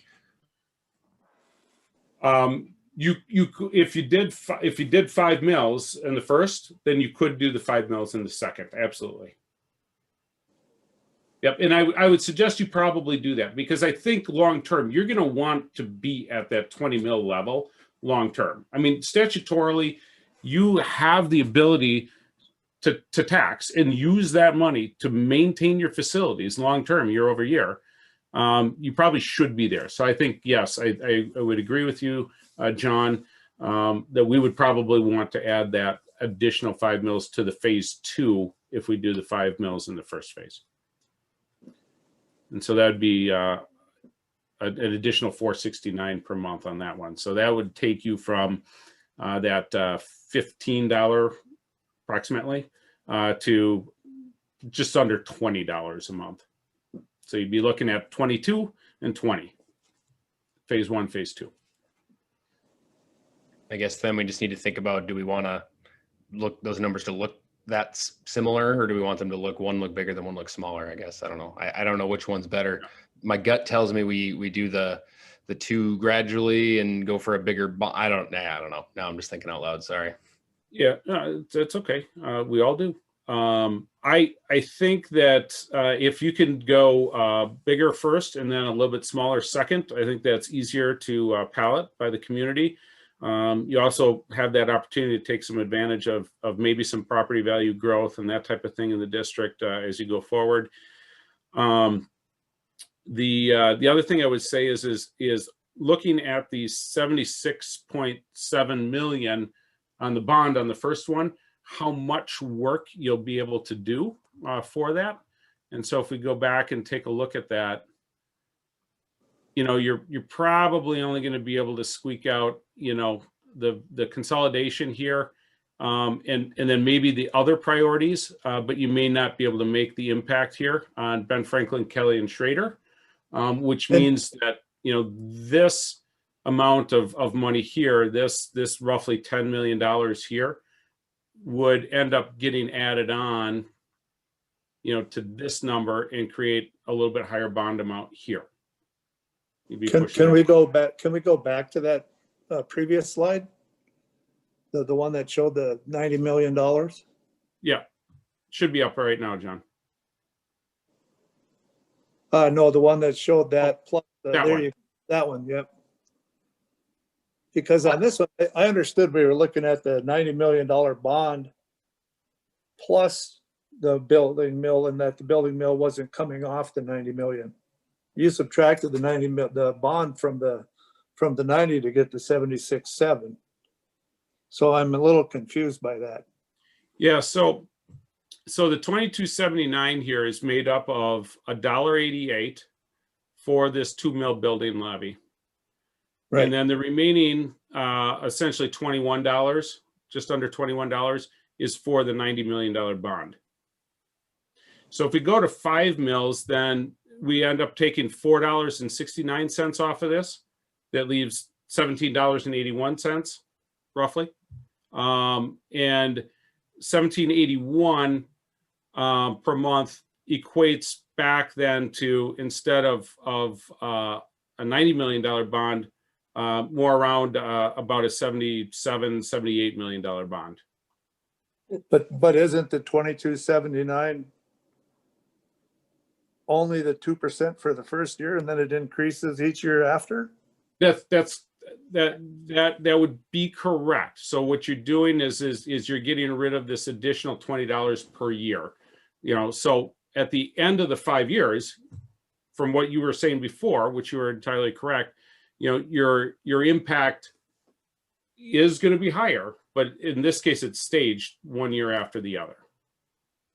So the initial year, it's 2279. Year number 2, it's going to be 2279 plus $1.88. So it'd be about $23 and what would that be? 23.60 something. And then year 3 would be $24 and some odd cents.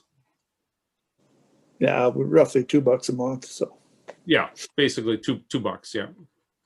I think with the needs that we have, that we almost need to stick with the 90 million bond, and then to make it simple, leave it at that, to have the mills be at the 5 mills for that first phase, and then add the second mills, the second set of the 5 mills onto the second phase. Yeah, that's kind of where I was headed. That was the intention of what I was trying to promote. I think that would just be more, it's simplistic in a taxpayer's mind. Easier to understand. Yes. So let me just understand, Rebecca, if I got this right. Leave the 90 million out there. Right. Go with the 5 mil building levy to keep it simple, right? Yep. Take the hit in this first month. It's not 2279, then it's I'll tell you here. Hang on. Maybe like 27 or something. It's another $2.81. So plus 2279. So you'd be at $25.60.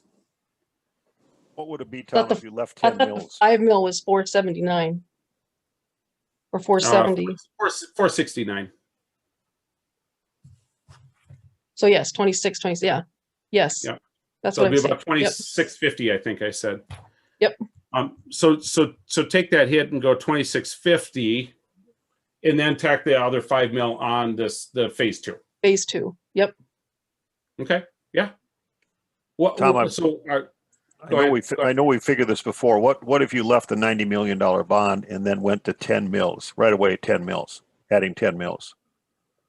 Well, I know that's a larger impact, but I'm just thinking, as a former superintendent, I'm just thinking that, you know, you'd have 3 years before you'd have much of a budget impact. And if they got 10 mills, that would dramatically help the budget out in a very short amount of time. Yeah, yeah. That would take you up to somewhere in the neighborhood of about $30, $31, something like that. Okay.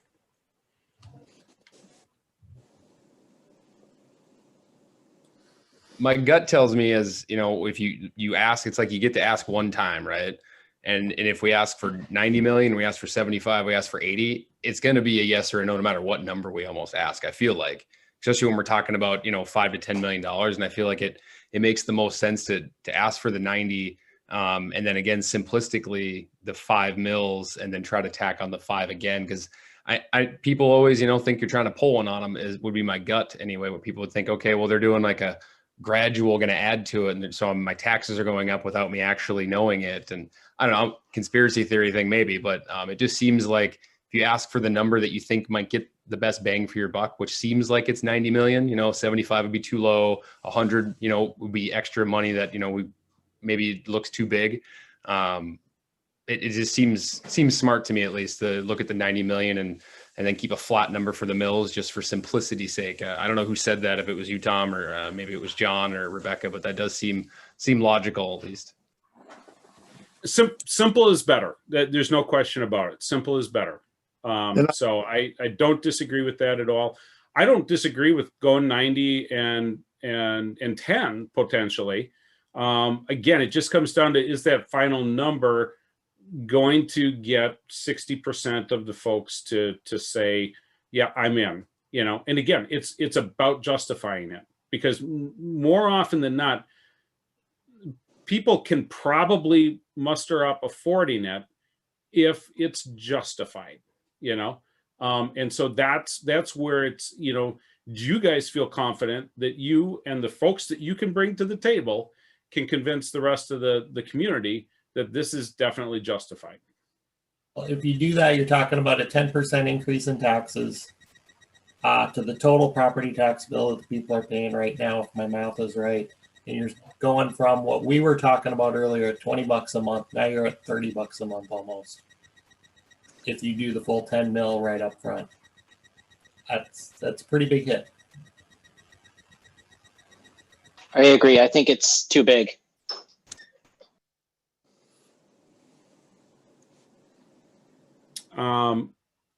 I had a question on what the 80 mil would be in the chat, so I'm just going to quickly calculate what that would be if we went to 80 with 10.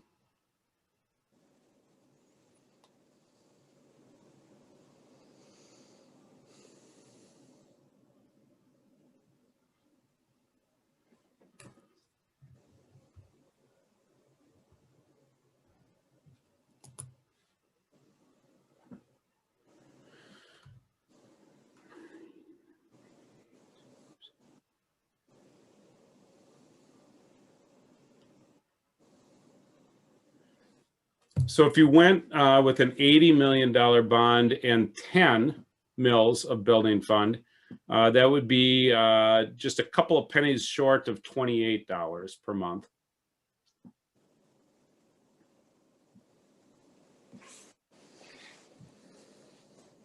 And if it was 5 mills, it would be about $23.28. So pretty close to where you're at there, which equates to the 78 or so that I was talking about before. So Trying to think back to one of our meetings where we had like a quick poll on a number that we felt comfortable with. And I can't remember if it was, I remember $20 being one and 25 being one. I don't remember which one was. Obviously 20 is probably more comfortable, but I think that's at least my gut says, and maybe obviously everybody else would chime in on what number, you know, if we get above 25, I think personally, that's where I kind of feel like people are going to get a little edgy on it. The closer you get to 20, it seems like an easier sell. But yeah, anyway, yeah, there you go. Thank you.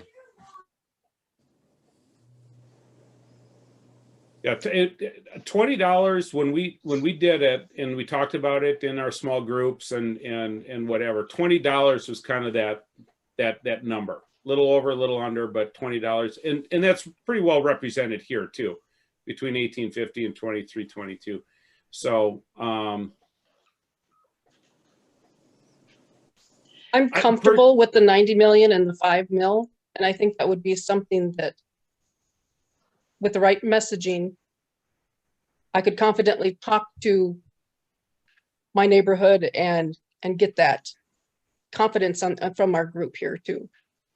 And I think that's something that they would go for, around that $26 a month increase would be something that my neighborhood, I think, would go for. Coming off of a pandemic, and knowing that people are struggling, and knowing that we have neighborhoods in Grand Forks where there is poverty, I think if we can defer some of this hit years 2 through 5, I think that's the way to go, and allow people to get a little bit further from the pandemic.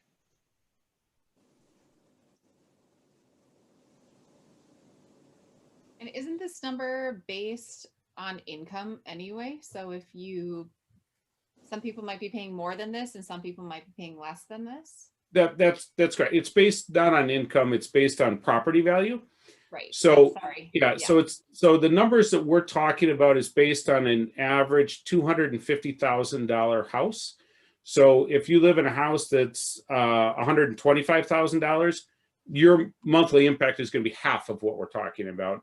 If you live in a house that's $500,000, then your monthly impact will be double what we're talking about.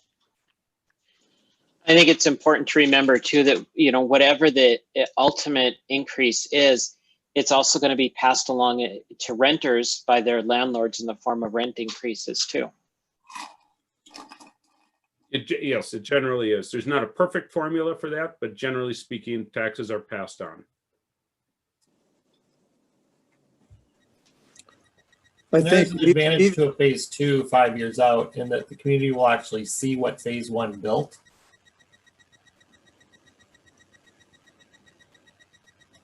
Correct. The other thing is, and I'm sure Chris would be more than happy to continue doing the great work that he is with as much money as he can get. So Chris, take no offense to what I'm about to say at all. But if you do a $90 million bond with a $5 billion building fund increase, that does a nice job of getting some more money into the building fund. But again, we've got money built into the bond referendum to, again, be taking care of problems that are in the district. So there's less pressure on the building fund at that point than there would be when we're not doing bonds, bond referendums. And so ultimately, I think you want Chris to have, in the district overall, that 10 mil amount, by the time we're kind of wrapping up a lot of this work, but some of the same work could be done, whether it's done through the bond or through the building fund, and so, in fact, you're a little bit more flexible by going with a little bit higher bond amount because you're able to do more project work. You've got more dollars available to you, whereas the building fund only comes in, a little bit each year, which is great for maintaining things. But not necessarily for getting big project work done at one time. I think in any case, when they pitch it to the vote, they should be separate items on the ballot. Because I think there may be a taste for the 90 million and maybe not for the other. And again, I think it's that razor thin margin that might make a difference. I worry about not getting the full mill levy increase for the building fund, though. I agree with Tom. We have to have that. We got to get up to 10 mils. We got to get that full 10 mils at some point. If there's anybody else here that has any reservations, please bring them up now, because this is the same questions we're going to get from the public. So if you're sitting there thinking, well, I don't want to be the only one opposed, or, please speak up so we can kind of tell what kind of questions we're going to get out there. Get this to as you know, if you've ever had to freeze your salary, if you have a salary job and because of financial things, you've had to freeze your salary, and how you think, okay, well, next year, I think I can make it at the same income level. But if you look over the long haul, you've lost thousands of dollars. It's the same thing for putting money into your retirement. You know, if you put more money in now, or if you put money in now instead of waiting until later and putting a whole bunch in later, you're losing money over the long run. So we have to be cautious about how much we ask for, but I think we need to share that long-term goal picture, and we need to get as much as we can. And I don't think anybody would disagree with that. And I'm a qualitative researcher. I ask people questions rather than looking at the statistics pieces of it. So this isn't totally my ball game. I would say we wrap it up in one package, and it's fine if I'm okay with it being spread out, because I feel like it's less painful if we spread it out and we gradually increase it, as long as we are upfront with that, but showing that, look at all these great things we can do long term. Yeah, your long-term best bang for the buck, your long-term probably best financial responsibility component would be to do 90 and 10, right? Because I mean, interest rates are low, you know, and now is an outstanding time to borrow money, and so that makes a big difference if you go with the $90 million or stick with the $90 million on your bond. Going with the 10 mil now is absolutely going to, as somebody said, long term, that's going to provide the biggest dividends for you. It's going to provide the ability to hit those equity things, if you will, or get to that equity level that we were talking about before that much quicker. Because you've got the ability to do those keep up type things Chris mentioned in the text box, carpet, and those other things that are going to be more difficult to do in a bond referendum, but you can continue to do and provide some of those equity things out of that building fund amount. So it is this probably the smartest way to go. The question again is what's the confidence level that we can convince the public that is the smartest way to go, and that's their best bang for the buck as well.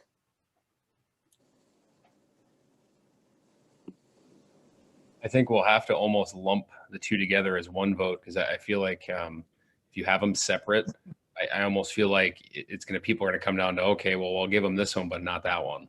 And I think that's the absolute opposite of what we want. You know, okay, we get 90 million, great, but you don't get any mills, and then that's going to hurt us in the long run, or, you know, vice versa, but more likely, obviously, one than the other. But I think they almost have to be grouped together for that reason. It's all or nothing, really, because if we get half of it, it's not going to be enough in the long run. If we get all of it, then we can try to make some changes. And if we get none of it, then people are going to be, in a couple of years, be like, oh crap, and then we're in a real hurt bag. But I don't know, just spitballing there. I agree. All of that. Thanks, John. All right, so trying to think how to come around this. Maybe why don't I edit my poll real quick again from what it was. I'm gonna move you guys off the screen for a second. I think Tim and Tom, both you guys, I think at this committee especially, we need to be able to come to, you know, a compromise agreement, because if we can't, if we have people, you know, if a couple of us are saying this and a couple here and a couple here, we basically just did a microcosm of what this is going to be like at vote time, and they're going to get a 30%, 30%, 30%, and nothing's going to go anywhere. So I appreciate everybody staying on late. I mean, it's almost 9 o'clock, that kind of thing. So I think there's definitely, we all are kind of passionate and we want to figure out a best resolution. So, but I think if we need to agree, otherwise I don't think this has a shot in the dark. I agree with John S. there too. We need to come to a consensus and then give the voters a yes or no. One yes or no.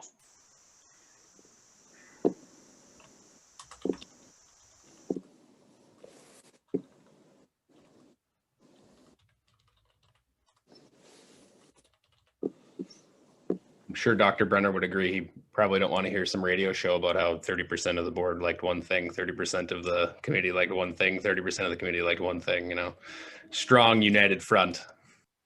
All right, I'm going to put a poll up and let's just see where we're at here real quick. Oops.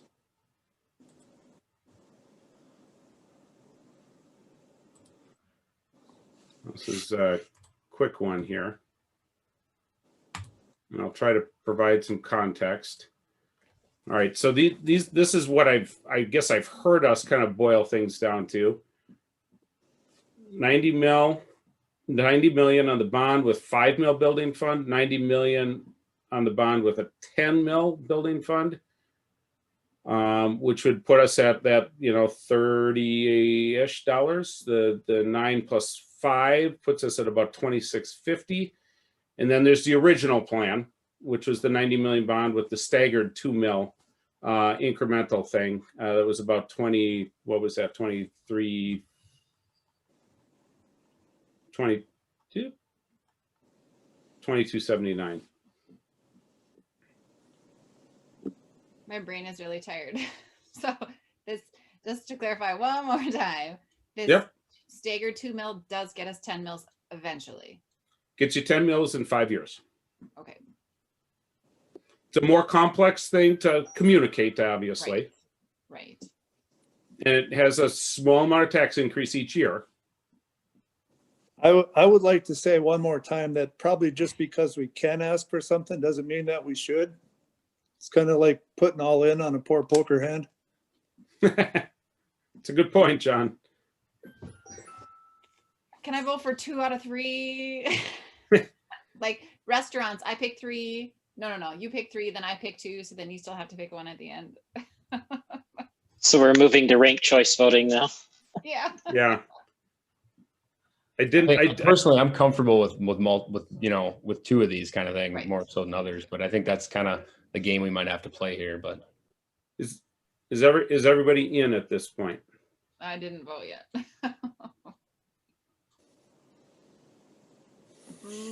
This one. Can I do that? Close my eyes and point. your board style, I like it. Yeah. I voted, but it doesn't have to stay that forever.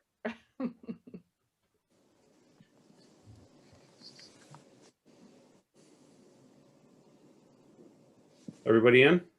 No, Looks I'm not like it. seeing the poll. Did it take that down? No, but I just ended it, so I will. We can add yours to it if you're willing to let us know what you're thinking. This is what I got. So I think we could probably comfortably take the 90 million with 10 mils off the table, but we're still pretty split between the original idea and the 90 million with 5 mils.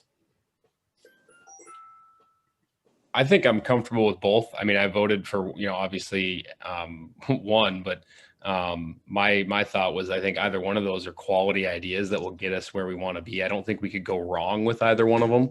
I think obviously that staggered 2 million gets you where you want to be no matter what, where the 5 mil might be an easier pill to swallow, but it just depends on what we think our community might go with. And it might even be a recommendation that we give you both of these, and maybe we do some community outreach and we do some polling and see what people think. If all of a sudden we go, hey, what do you think of, you know, a slow increase in taxes? And everyone's like, oh, heck no. Or everyone's like, oh, that's better than just getting a lump sum. Then we go, okay, we're going to put this one through in the referendum. Maybe, I don't know if that's a compromise where we say, these are our 2 options. Let's get some community feedback and see which one might be a better one to put on there.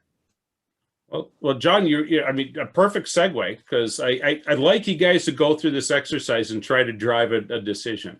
But there's nothing wrong with us taking a plan to the school board and saying, we were split on this. You know, I mean, in the grand scheme of things, this is not, you know, this is a more minor detail, right? That ultimately the school board's going to make the decision on anyway. The plan is that there'll be a community-wide survey put out there. So we'll get a good sense from the community too, where they're at on these types of things. They're not going to have all the background you do, clearly, but there'll be a survey out there. And we can say just that the committee was very split on whether or not we should do, you know, the 5 mil versus the staggered 2 mil. Here were the pros and cons that you talked about. And ultimately the school board's going to have to kind of wrangle with that question anyway. But they'll have some additional information that you don't have today, which will be some community survey results as far as where the community is at. So I think it's, if you guys are okay with it, it's perfectly acceptable for us to take both of these ideas and say, we're split on this. It's maybe it's a little bigger than the split hair, but the overall concept of all this other stuff is really important stuff. In the grand scheme of things, the school board really is going to tweak with this anyway, probably. And so let's give the insight of where we're at. It's a tough question. They'll know that, but that's why they get paid the big bucks, you know. I think if they're going to have more information to make a wise choice, that just seems logical to have. Here's 2 options. Go, you know, use the better information that you'll hopefully have when that time comes. Yep. And in my opinion, in an ideal world, though, this task force walks away from the table having given the school board the 10 mils of the building fund. I just think there's no way around that. Yeah. Yeah. And so Kevin, from your standpoint, at least of the 2 options that are there, I understand, and you might be one of the 2 people that voted for the 90 million plus the 10 mil. And if you weren't, that's okay too. But of the 2 options that are there, the staggered 2 mil does get them the 10 mil. It takes a couple of years to do it, but it does get them the 10 mil versus the other one that gets them to 5, and then you got to wait for the second phase. Correct, and I'm on board with the staggered 2 mil because it does ultimately get Chris Arnold is full 10 mil. Yeah. Yep. Got it. That sounds like the name of the campaign. Get Chris 10.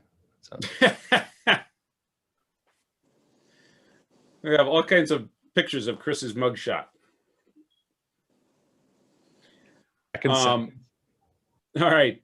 So good. Okay. So I think then everybody's comfortable with where we're going, because I didn't hear any significant, you know, idea that we should change what this recommendation showed, with the exception of this item, and we'll carry that forward as kind of that optional thing.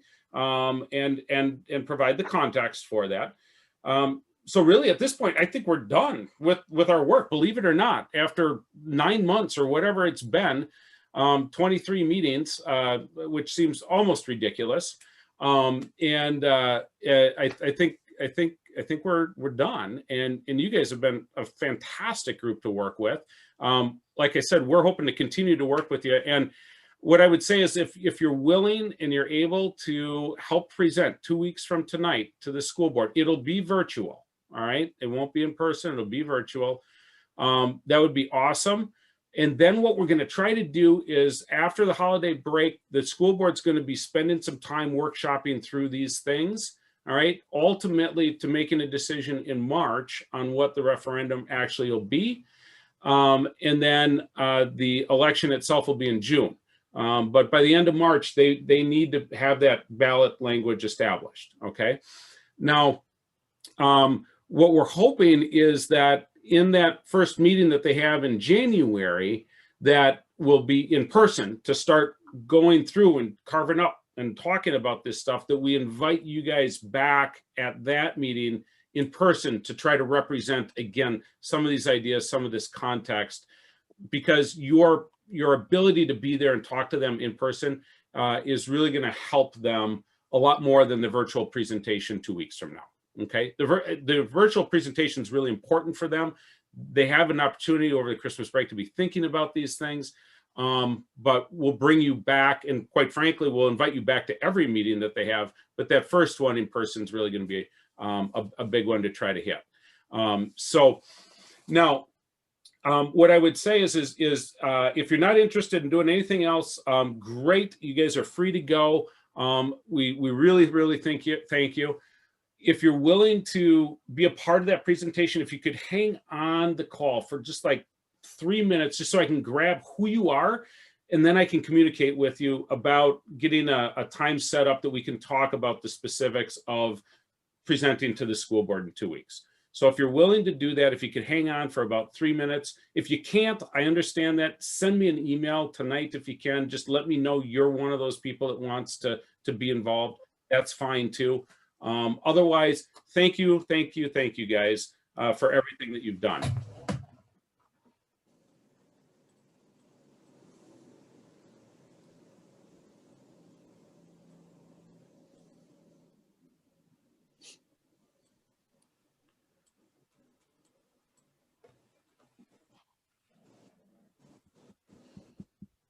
Okay, so far I've got Tim, I've got Rebecca, I've got Dean, I got Jeff, I got Sonia, I got Josh, John, and John, and Becky, and Kevin, and Alan, and Pamela. You guys are all interested. Okay, here's I'm what not, Tom, I'm not sure, but I think Pamela might be the Herald reporter. Oh, okay. Yeah. You are probably right. I probably have her card here actually in front of me. I could be wrong, but I think so. Okay. So I think maybe this is the easiest way. I know a lot of you, I can identify you by your email address, between name and email address, but I might not be able to, depending on what your email address is. Could each of you guys put in the chat box, and you can send it to me privately if you want in the chat box, just give me your email address. And my thought would be, I will email you. We'll get maybe a doodle poll out tomorrow to you. We'll establish a time or two that we can come together for a short meeting to map out what this presentation looks like. Done this a couple of times before with groups like this, so it won't be too terribly painful. And we'll try to be accommodating of everybody's schedule. If we need to have 2 different meetings, we can do that. What we'll do is we'll take your thoughts, your ideas, we'll kind of collaborate a little bit on what that presentation looks like. We'll pull together the PowerPoint for that and the different artifacts that you think would need to be represented. We'll send you a copy of that to take a look at it and give some feedback on. But if you could just shoot me your email address in the chat box, that would be fantastic. And I've got you recorded here as being interested, so I can, if I had to, I could go back and try to figure out whose email address is whose, but.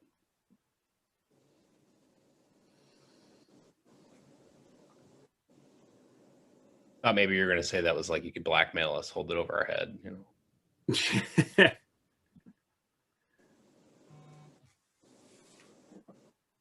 All right, I got looks like I'm not counting them, but I think I got everybody. And if I don't, well, then you're being left out. So anyway, hey guys, thank you so much. I know this has not been the easiest process, and the number of virtual meetings we've had and what have you. I'm going to kind of miss, linking up with you guys on Thursdays, So, but I really appreciate it. Your school board will be thrilled with the information you're able to bring back. You've done a great service for your community, and we will continue to work together. So, thank you. Thank you. I have nothing else. Yeah, big thank you to you and your team and your crew for all the hard work and information and gathering all that. I really appreciate it. Really enlightening and eye-opening. So appreciate all that work. I think a real big nod needs to go to the administration. Chris Arnold, Scott Berge, and Terry Brenner. The 3 of those guys have been fantastic for us. Anything that we've asked for to bring forward to you guys from a transparency standpoint, from a numbers standpoint, from a thought standpoint, has been opened up and available to us. And they've been really great folks for us to work with in order to provide you guys with the information that we have, along with all the folks that were involved with getting the buildings opened up and ready for tours for us and stuff like that. And so the folks in your district really deserve a big hand. I know in working with school districts, I know in my own school district, those folks don't get enough credit for what they're doing. And for them to have done all this for our task force process, in the middle of everything else that they were trying to accomplish from a COVID pandemic standpoint, they're quality people that you have there. So you should be very proud of the folks that you have running your district. Yeah, kudos to you and your crew, Tom. You guys did great in the district. Yeah, administration, Terry, and yeah, all you guys have been great. Thanks. Yeah, well, thank you guys. And like I said, this won't be the last time we see each other. So thank you. Have a great night. Sorry to keep you 45 minutes late, but I think it was well worth it at this point. So see you guys. Talk soon.